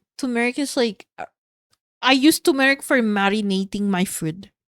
That I can say for sure. But yes, taco. That's one of the thing that I do remember. Oh yes, yes, yes, a whole. We can say like turmeric tofu. Or what do we Google?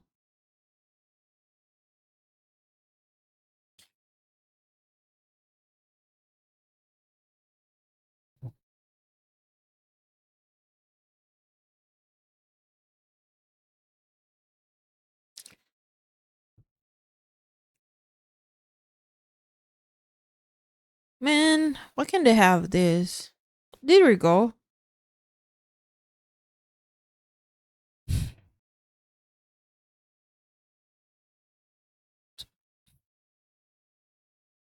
Teriyaki glaze. Okay.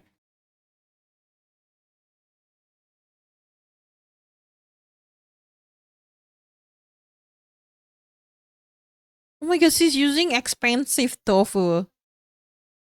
I usually just use like cheap tofu that I buy from local market.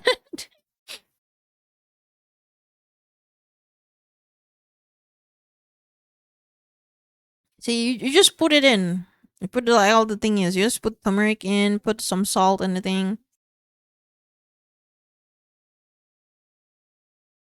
You air fried.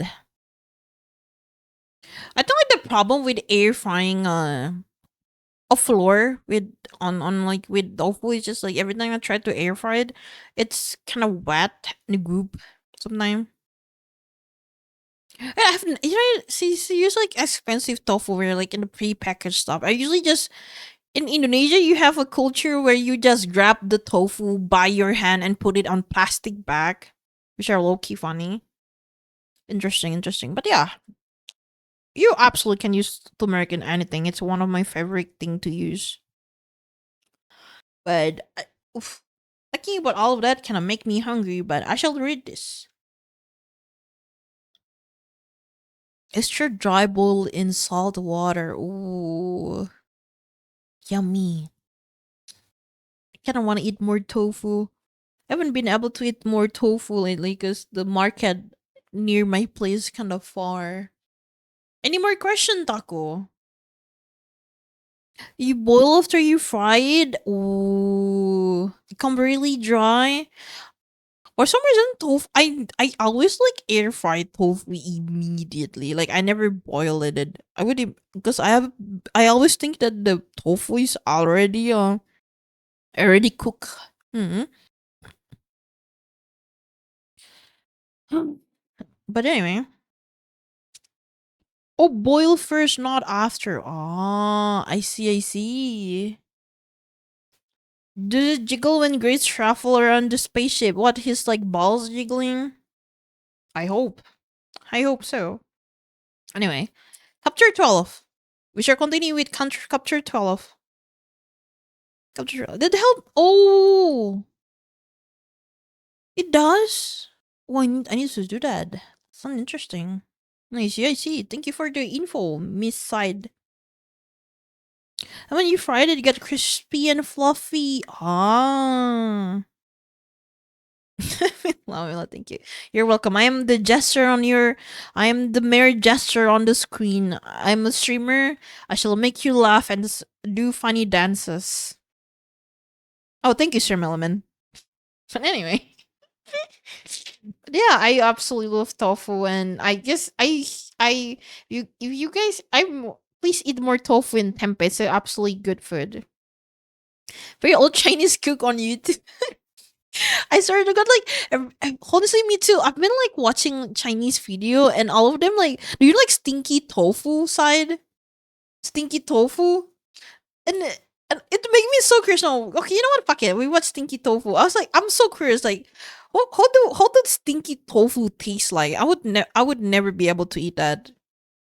Like, have you guys seen it? Like, what the actual fuck?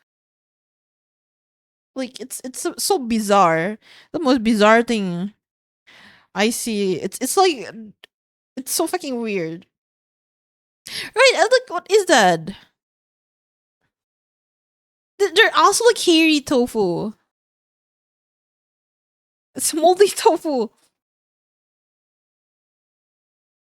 Oops, sorry. The fucking thing doesn't pick it up. Oh, let me check. There we go. Look at this. Like, what is that? Hairy cheese. That's like cheese. You just eat it? What do you mean it tastes like cat bud?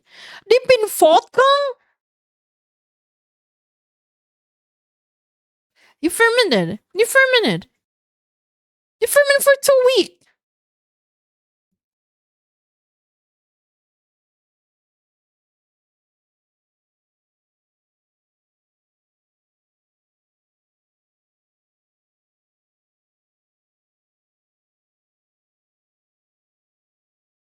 Like, I never eat this. I want to try it though. There's stinky tofu. I kind of want to eat Chinese food now. Look at this. I am so scared. Look, I have never seen this type of tofu. The texture scares me. It do. Ew.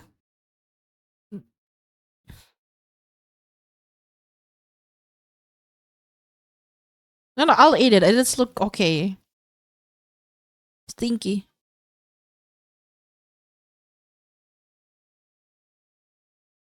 What, you air fried?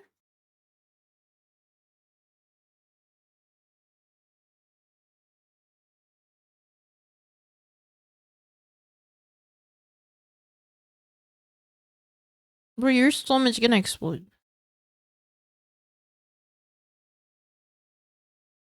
Mm. You know that's actually sounds crispy. You know that's like amazing.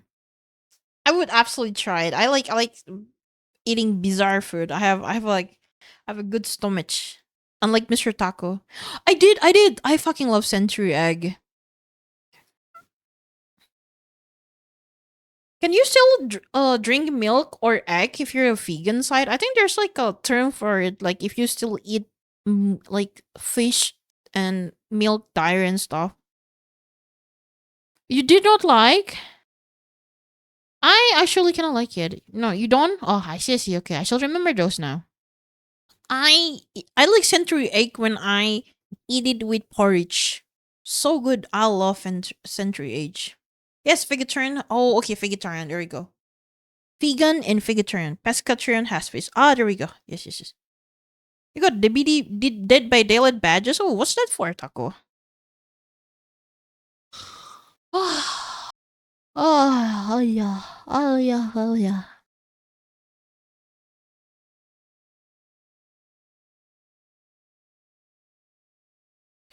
Oh, forgiving someone during Dead by Daylight. Oh, that's so good. What is that? What does that look like?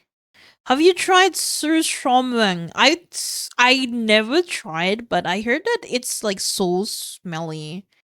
Like it's a smelly fish. That bedel, yeah, I saw it. It looked like a fish taco. It's like a fish bone from far away. My eyes is far away. Looks good. Yeah, it's look like fish bone. Did you see it? Do you see it? Can you see it? Like, it's like a fish bone, even like from far away. Very cute. Very cute taco. It's very, you see, very fermented fish. Ah, have you tried? Actually, wait. Do anyone here have tried storm? What's it called again? Surströmming. Have you guys tried? I think like I see a lot of video of it and everyone just barfing of it. Is will you try it? Is your house smell like it like the entire fucking day? Cause the most smelliest food that I eat is durian. Do you know durian side? Do you know durian? And I like durian. It's like alcohol. It's a like alcoholic fruit. You had smell so bad. I would just put my hand on apple cinder at the point.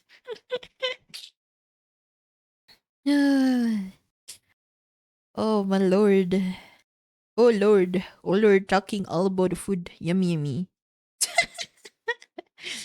You have tried durian flavored cake. You didn't like it, but not a fresh durian. It's I would imagine it's actually honestly, I feel like it should taste the same. Not gonna lie, it just durian. It's just more alcoholic. It's more if the real like fruit more alcoholic. Just wake up and you're hungry. Good. This cake tastes like fart. It does. Durian do kind of taste very fermented. That's why it have a resemblance with fart. I would imagine so. I would imagine so. Actually, yes, yes, yes. Hmm. There's a books that I haven't read. I want to read that one.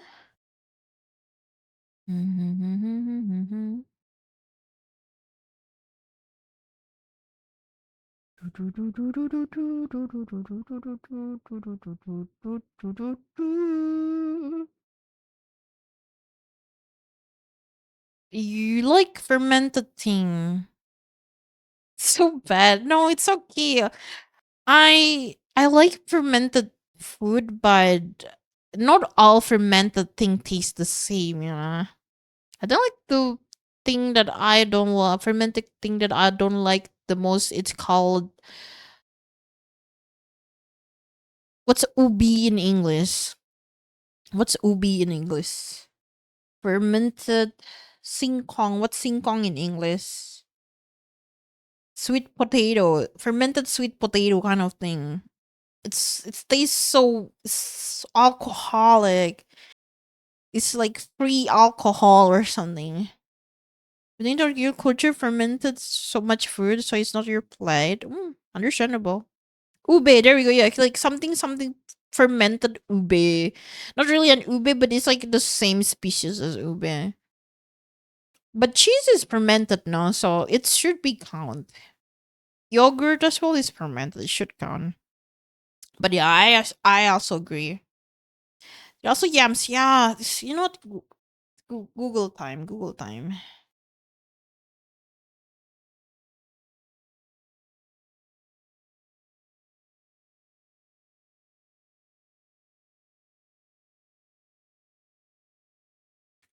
It's for me like it tastes too sweet. Like it's weird. Like this, oh my god. It's so sweet, it's so fucking weird. I cannot handle the texture, it's so soft. Ooh, I love ube cake though. Ube cake very yummy. Purple, yummy, yummy, yummy, sweet, sweet, yum, yum.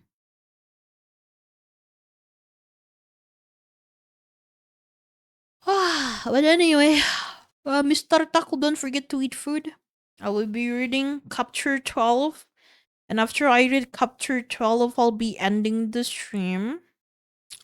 So we're just chilling. Today's stream is chill, stress free, low cortisol, no League of Legend. Tomorrow, I also be chill. Yeah, yeah, and tomorrow I'll be chill as well. I'll be drawing. I'll be drawing too, so like trying to avoid being toxic. But yes, you shall enjoy this last capture. Computer, how long was I asleep? Patient was unconscious for 10 hours, 17 minutes. Oh, God! I wriggled up my bedding and bounced up through the ship toward the control room. I carried the burrito, coffee with me, because I'm starving. I bounced into the tunnel. Sorry, sorry. Rocky tapped the divider louder than before now. Dad, I'm here. He points to the popsicle stick number I taped to the divider, and then to his clock. He balls one his hand into a fist. I'm sorry. Claps my hand together as if praying. I don't know what else to do. There are no interplanetary symbol for his obligation. I don't know if he understands, but he unclenches his fist. Maybe it was mild admonishment. I mean, he could have made five fists, but he only made one. Anyway, I keep him waiting over 2 hours. He understandably upset. Hopefully this next trick will make up for it. I hold up a finger. It returned the gesture. I grab my duct tape laptop and launch the waveform analysis software on one and Excel on the other one. I brush them against the tunnel wall and secure them there with tape. I pulled the popsicle stick number off the divider wall. They're as good a place to start on any. I hold the one and point to it one. I say one. I point to my mouth, then back to the region number one. Then I point to Rocky. He points to the eye and I say, and he say like a musical note thingy, like Rocky language. I pause the waveform analyzer and scroll back a few seconds. There we go. Rocky word for one is just 2 notes. I played at the same time. There are a bunch of harmonics and resonance in there too, but the main frequency peaks are just 2 notes. I type one into the spreadsheet on the other computer and note to their level and frequency. Okay, I return to the divider and I hold up the fee symbol. Two, I say. Musical note, you say. Other one syllable word. The oldest word in language are usually the shortest. Each time is a chord made of 4 distinct notes. I enter two and record the frequency for that word. He started to get excited. I think he know what I'm up to, and it got him happy. I hold up the V upside down symbol, and before I can even speak, he point to it and say the word. Excellent. One first 2 syllable word. I have to scroll back and forth a bit and away from data to get the chord right. The first syllable has just 2 notes and the second has five. Rocky can make at least 5 different notes at the same time. He must have multiple set of vocal cords, something. Well, he has 5 arms and 5 hands. Why not 5 set of vocal cords? I don't see a mouth anywhere. The notes are just coming from somewhere inside him. When I first heard him speak, I thought it sounded like a whale song. That may have been more accurate than I thought. Well, sound like they do before because they move air back and forth across their vocal cord without expelling it. Rocky may be doing the same thing. Tap, tap, tap, tap. What? I look back him. He points to the P upside down symbol, still in my hand, and then to me, then back to the symbol again, and back to me. He almost frantic about it. Oh, sorry, I say. I hold the digit out properly and say three. He does jazz hand. I throw some jazz hand back. Oh, while we're on the subject, I stand still for a moment so he knew there was a break in the conversation. Then I do jazz hand and say, yes. Bit the gesture. Yes. He does it back to me and say, the symbol. I nod to record the frequency in my laptop. Okay, we have yes in our vocabulary now, I say. Tap, tap, tap. I look over. Once he know he has my attention, he does jazz hand again. He say the same symbol as before. It's just like there's like a lot of musical note that I just cannot read on stream. Like be for real. Same chord as before. Yes, I say. We covered this. He hold up a finger for a moment, then he balls 2 of his fists and tap them together. What? Oh, I say. I'm a teacher. Why would I teach someone who just learned to say yes? That's a no. At least, I hope so. I ball my fists and tap them together. No. You say. I checked the laptop. He just said yes. Wait, does that mean it's not no? Instead another yes? No, I'm confused. No. I asked. No, he say Iridian. So yes. No, yes. Yes. No, no. Yes, yes. No, he balls out fists at me, clearly frustrated. Enough of this is interspecies about and constellar routine. I hold up a finger. He unballs his fist and returned the gesture. I enter the frequency for what I think is knowing to my perception. If I'm wrong, I'm wrong. We will work it out later. I hold up the plus symbol. 4. Hold the three finger on one finger on another. And make a note of the frequency. For the next several hours, we expand our shared vocabulary to several thousand words. Language is kind of exponential system. The more words you know, the easier it is to describe a new one. Communication is hampered by my slow and clumsy system for listening to Rocky. I checked the frequency he emitted with one laptop, then looked them up in the spreadsheet on the other laptop. It's not a great system. I had enough. I excused myself for an hour to write some software. I'm not a computer expert, but I know some rudimentary programming. I read the program to take an audio analysis software output and look up to the word in my table. It's barely even a program, more of a script. It's not efficient at all. But computers are fast. Fortunately, Rocky speak with musical chord. While it's very difficult to make a computer turn human speech into text, it's very easy to make a computer identify a musical note and find them in the table.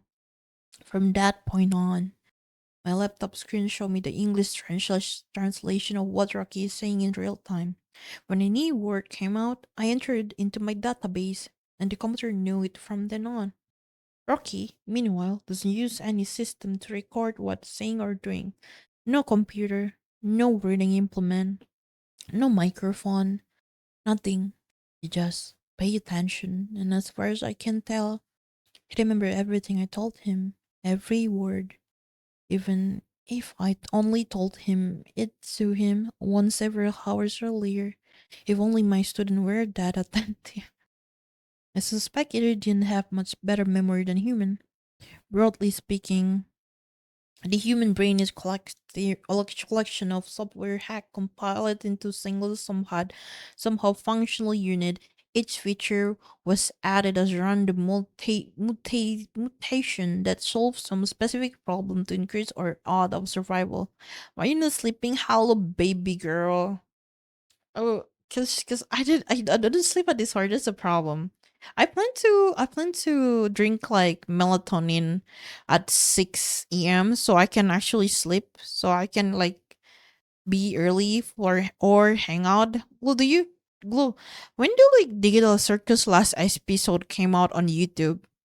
What if like for your last 30 day of streaming you put like mabar Digital Circus last episode?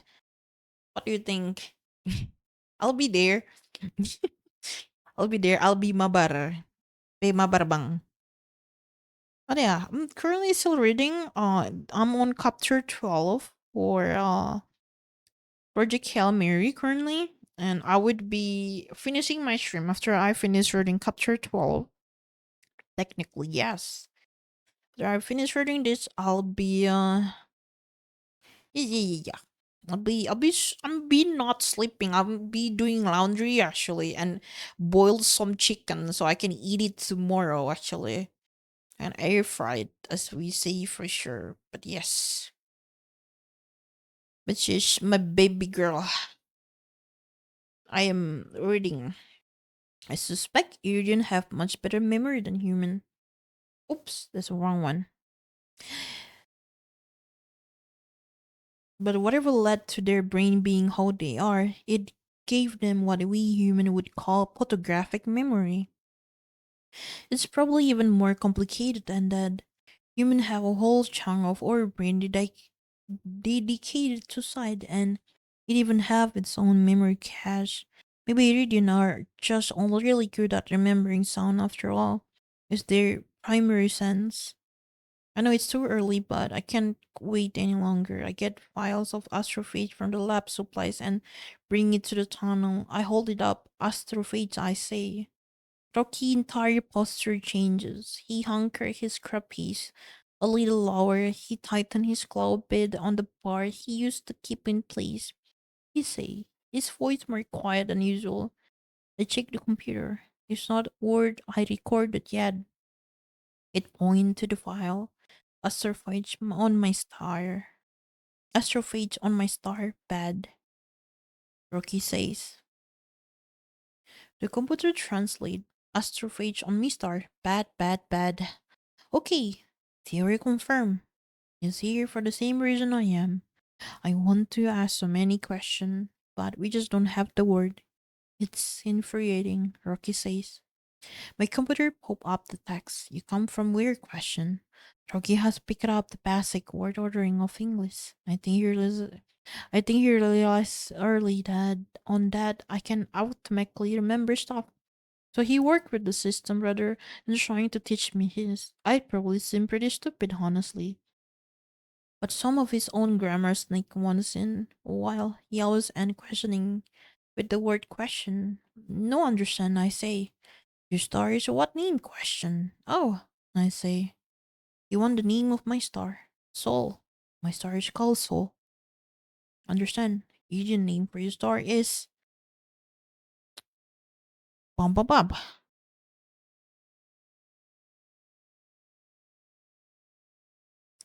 I add the word to the dictionary. Understand? Good. I don't have to read the computer screen for that particular translation. I start to recognize some of the more frequency words like you, me, good, bad, etc. I never been artistic, and I am about as far from having musical ears as anyone can be. But after you hear the chord 100 times, you tend to remember it. I check my watch. Yes, I have a watch now. The stopwatch has a clock feature. It took me a while to notice, but I had another thing on my mind. We've been at it all day and I'm exhausted. Do we really even know what sleep is? I guess it's time to find out. Human body must sleep. I sleep is this. I curl up into the ball, close my eyes in an overdramatic representation of sleep. I make a fake snoring sound because I'm a bad actor. I return to normal and point to this clock. Humans sleep for 29,000 seconds. Along with perfect memory, Iridian are extremely good at math, at least Rocky is. As we work our way through the scientific unit, it becomes immediately apparent that he can convert from his unit to mine in the blink of an eye. And he has no problem understanding base 10. Many seconds, he says. Why be still so many seconds question? Understand. He relaxes his limb. They go limb. He curl up like a dead bug and remain motionless for a while. It didn't seem. Oh, thank God. I can imagine explaining sleep to someone who had never heard of it. Hey, I'm going to fall unconscious and hallucinate for a while. By the way, I spend a third of my time doing this, and if I can do it for a while, I go insane and eventually die. No need for concern. I add his word for sleep to the dictionary. A turn to leave. I'm going to sleep now. I'll come back in the 29,000 seconds. I observe, he say. You observe? I observe. Uh, you want to watch me sleep? In any other context, that would be creepy, but when you're studying a new life form in a period, I guess, I will be still for 29,000 seconds. I warn him. Many seconds.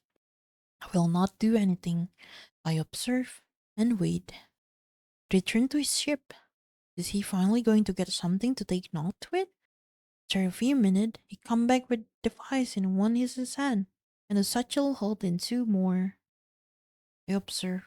I point to the device. What is that? He pulls some kind of tool out of satchel. Not function. He poked the device with the tool few times. I change. Function. I don't bother to note down in a new word. What would I enter it as it? Think Rocky has holding that one time? Wherever it is, it has a couple of wires sticking out and an opening that reveals some complex internals. The object itself is irrelevant, but the point is he repairing it. New word for us. Fix, I say. You fix. He say. I add fix to the dictionary. I suspect it come up a lot. He want to watch me sleep. He know it's not going to be exciting, but he want to do it anyway. He brought some work with him to keep him busy. Okay, whatever float his boat. Wait, I say. I return to the ship, head to the dormitory. I pull the mattress, patch sheet, and blanket from my bunk. I could use one of the other two bunk, but they had my dead friend in them, so I don't want them. I bring the pad and sit through the lab, awkwardly through the control room and into the tunnel. I use a copious amount of duct tape to affix mattress pad to the wall, then cinch up to the seat and blanket. I sleep now, I say. Sleep. I turn out the light in the tunnel. Total darkness for me. No effect for Rocky. Who want to watch me pass out the boat world? I shimmy into the bed, resist the words to say goodnight. It would just led to more question. I drift off to the occasional clink and scrape of Rocky working on his device. The next several days are repetitive, but far from boring. We greatly increase our shared vocabulary and addition amount of grammar. Tense, plural, conditional. Language is tricky, but we're getting it piece by piece. And slow through the process, yes, I'm memorizing more of his language. I don't need the computer as often.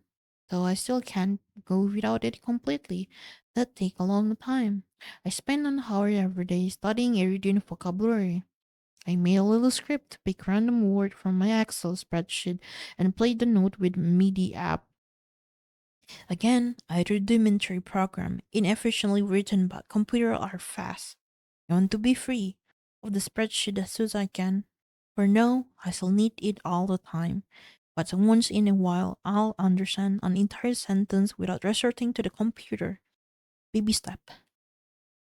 Every night, I sleep in the tunnel. He watches. I don't know why. We haven't talked about it yet. We've been too busy with other stuff, but he doesn't want me to sleep without him watching, even if I just want to catch a quick nap. Today, I want to work on an extremely important scientific unit that's been eluding us, mainly because we live in 0G. We need to talk about our mass.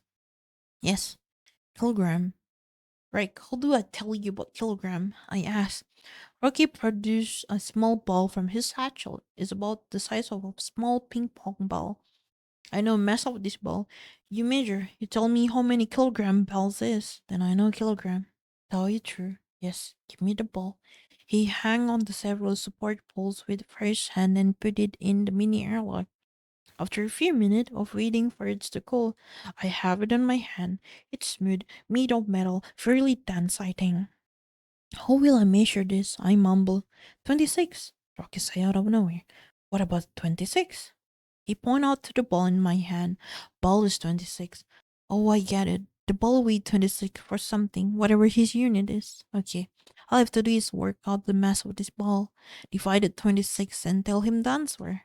I understand. The ball is a mass of 26. No, it's not. I pause. It isn't. It's not. Ball is 26. I don't understand. He thinks for a moment, then says, wait. He disappeared into his ship.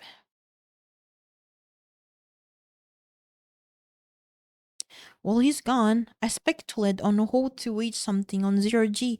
It still has mass, of course, but I can just put it on the scale. There's no gravity, and I can speed. Hold on. I need to drink. Oh, my back.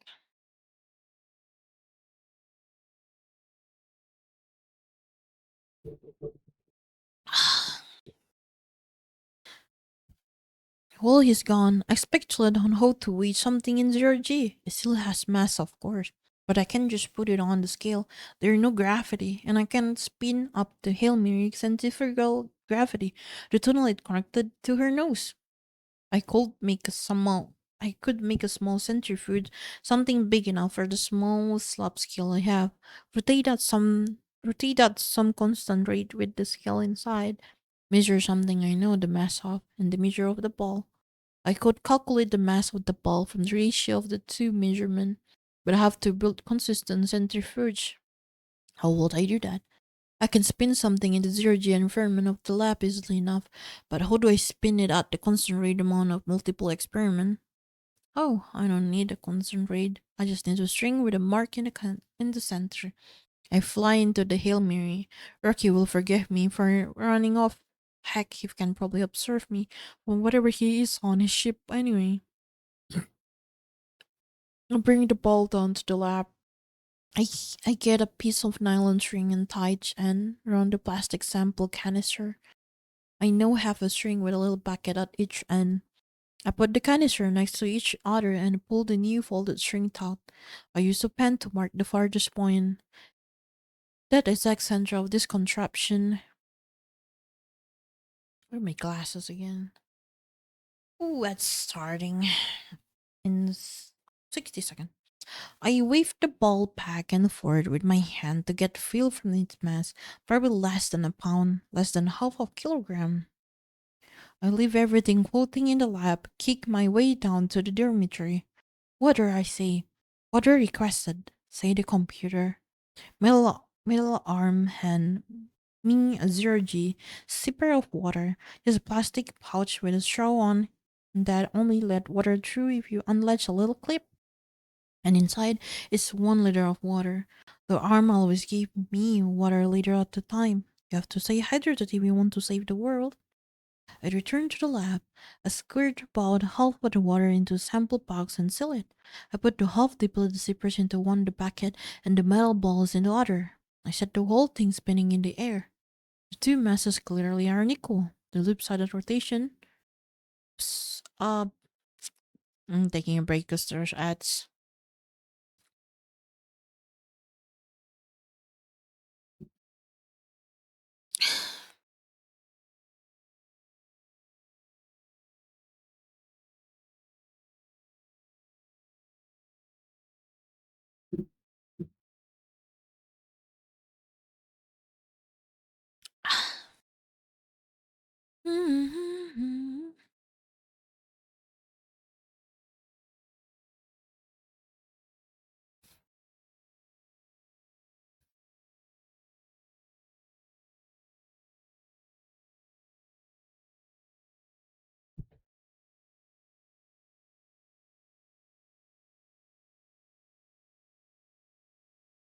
Ugh.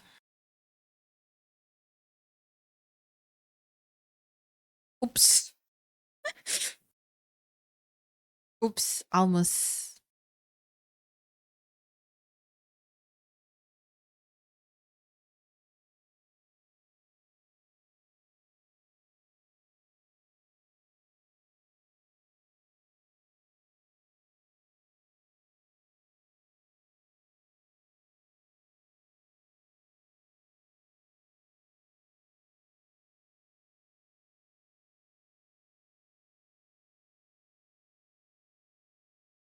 Okay.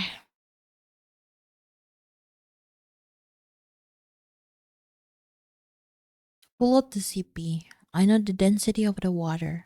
It's 1 kilogram per liter. So all I need to know is the volume of this water to know its mass and therefore the mass of the metal ball.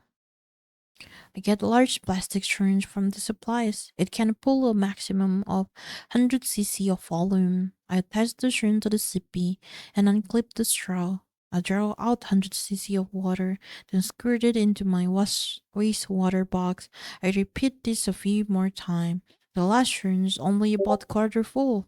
When I empty the bag, result 325 cc of water, which weighed 325 grams. Therefore, Rocky Ball also weighed 325 grams. I returned to the tunnel to tell Rocky all about how smart I am. He bows up face at me and as I enter. You laugh bad. I measured the mass. I made very smart experiment. He holds the string with bed on it, 26. The bitted string is just like the one he sent me back when we talk about our atmosphere. Oh, I say, it's an atom. It's oh, we talk about an atom. I count the beat, did all 26 and all. He talking about element 26, one of the most common element on Earth. Iron, I say. point at the necklace. Iron. He point at the necklace and say, I record the word in my dictionary. Iron, he say again, pointing at the necklace. Iron. He point to the ball in my hand. Iron. Okay, we know it's iron. It take a second to sink in, then I slap my forehead. You are bad. Was a fun experiment, but it was a total waste of my time. Rocky was giving me all the information I needed, or trying to at least. I know how dense iron is, and I know how to calculate volume one sphere. Getting the mass from there is just a little arithmetic. I pull a pair of caliper out of toolkit. I keep it in the tunnel and measure the spear diameter. It's 4.3 centimeter. From that, I work out to the volume, multiply by the density of the iron, and get so much more precise and accurate mass of 338.25 gram. I was only off by 1%. I grumble. You talk to you. Question. Yes, I'm talking to me. Human are unusual. Yes, I say. Rocky's church is like, I sleep now. Well, I see. This is the first time you had to sleep since we met. Good. This will provide me some time for some lab work.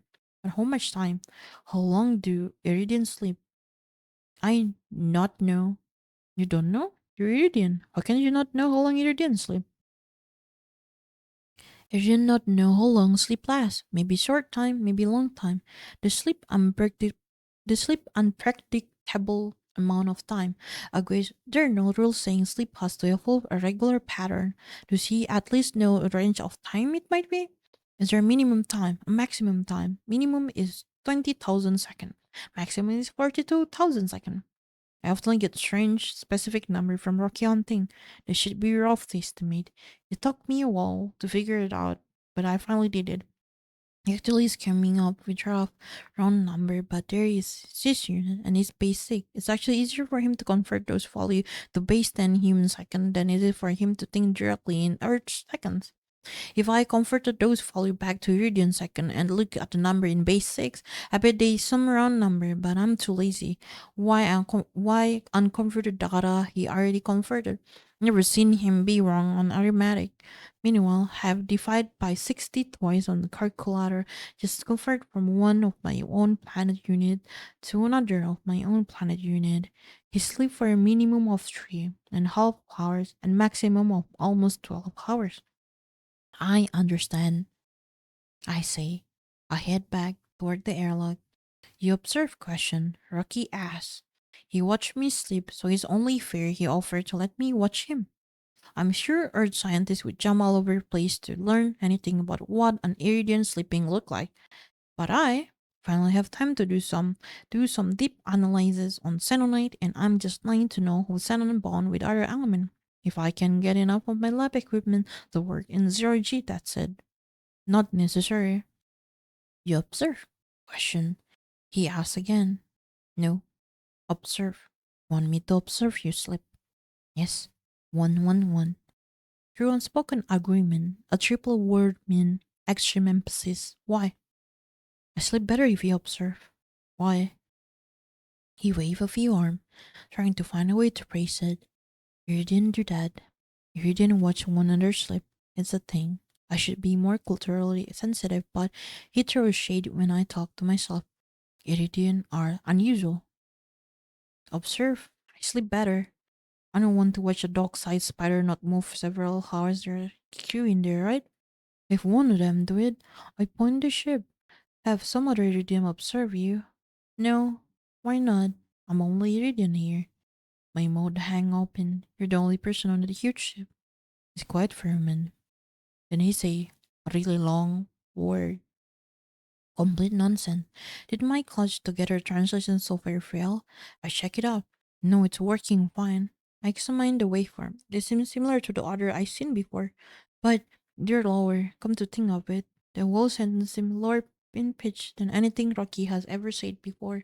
I select the whole segment in software recording history and bump it an octave. The octave is an universal thing, not specific to human.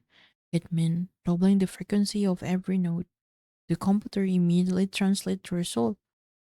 Original crew, plus 23. Now only me. That octave drop, I think is an emotion. They did, they die, yes. I rub my eyes. Well, the Bleep A had a crew 23. Rocky is sole survivor and he's understandably upset about it. Where, Miss Timer? Bad. Bad, bad, bad. I sighed. Original crew was free, now it's just me. I put my hand up together against the divider. Rocky put a claw on the divider opposite of my hand. Bad. Bad, bad, bad, I say. We say like that for a moment. I'll watch you sleep. Good.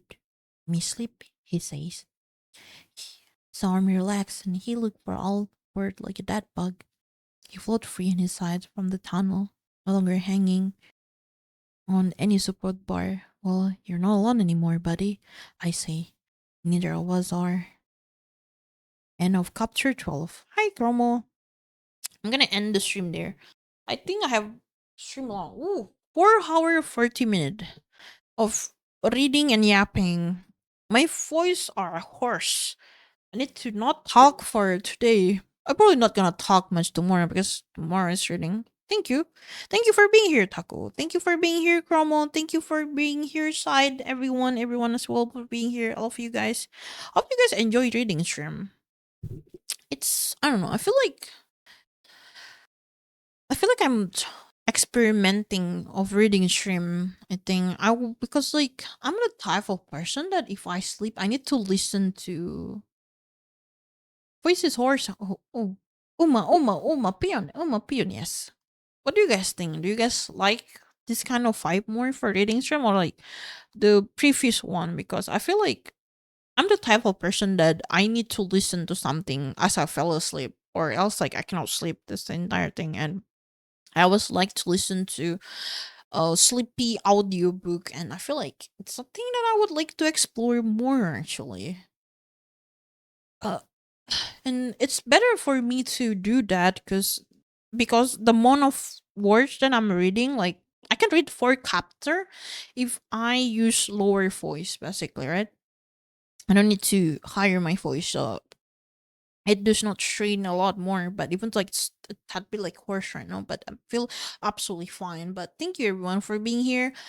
I shall take my leave. I hope you guys enjoy. I'm gonna just enjoy it. I hope everyone that sleep have a good one. Let's see why we can read someone. Rated me. I kinda wanna read Chakwe. I never read Chakwe. You have not read it then awesome. Let's go to Chakwe. She read me a lot. She's a very good fella. She actually draw really well. Please visit her. Please copy the read message only if you want to, but they would help me out a lot. Thank you, Cass. Love ya. But I'll see you guys next time. Have a good one. I'll be drawing tomorrow. Love you. Bye bye. Bye bye bye bye.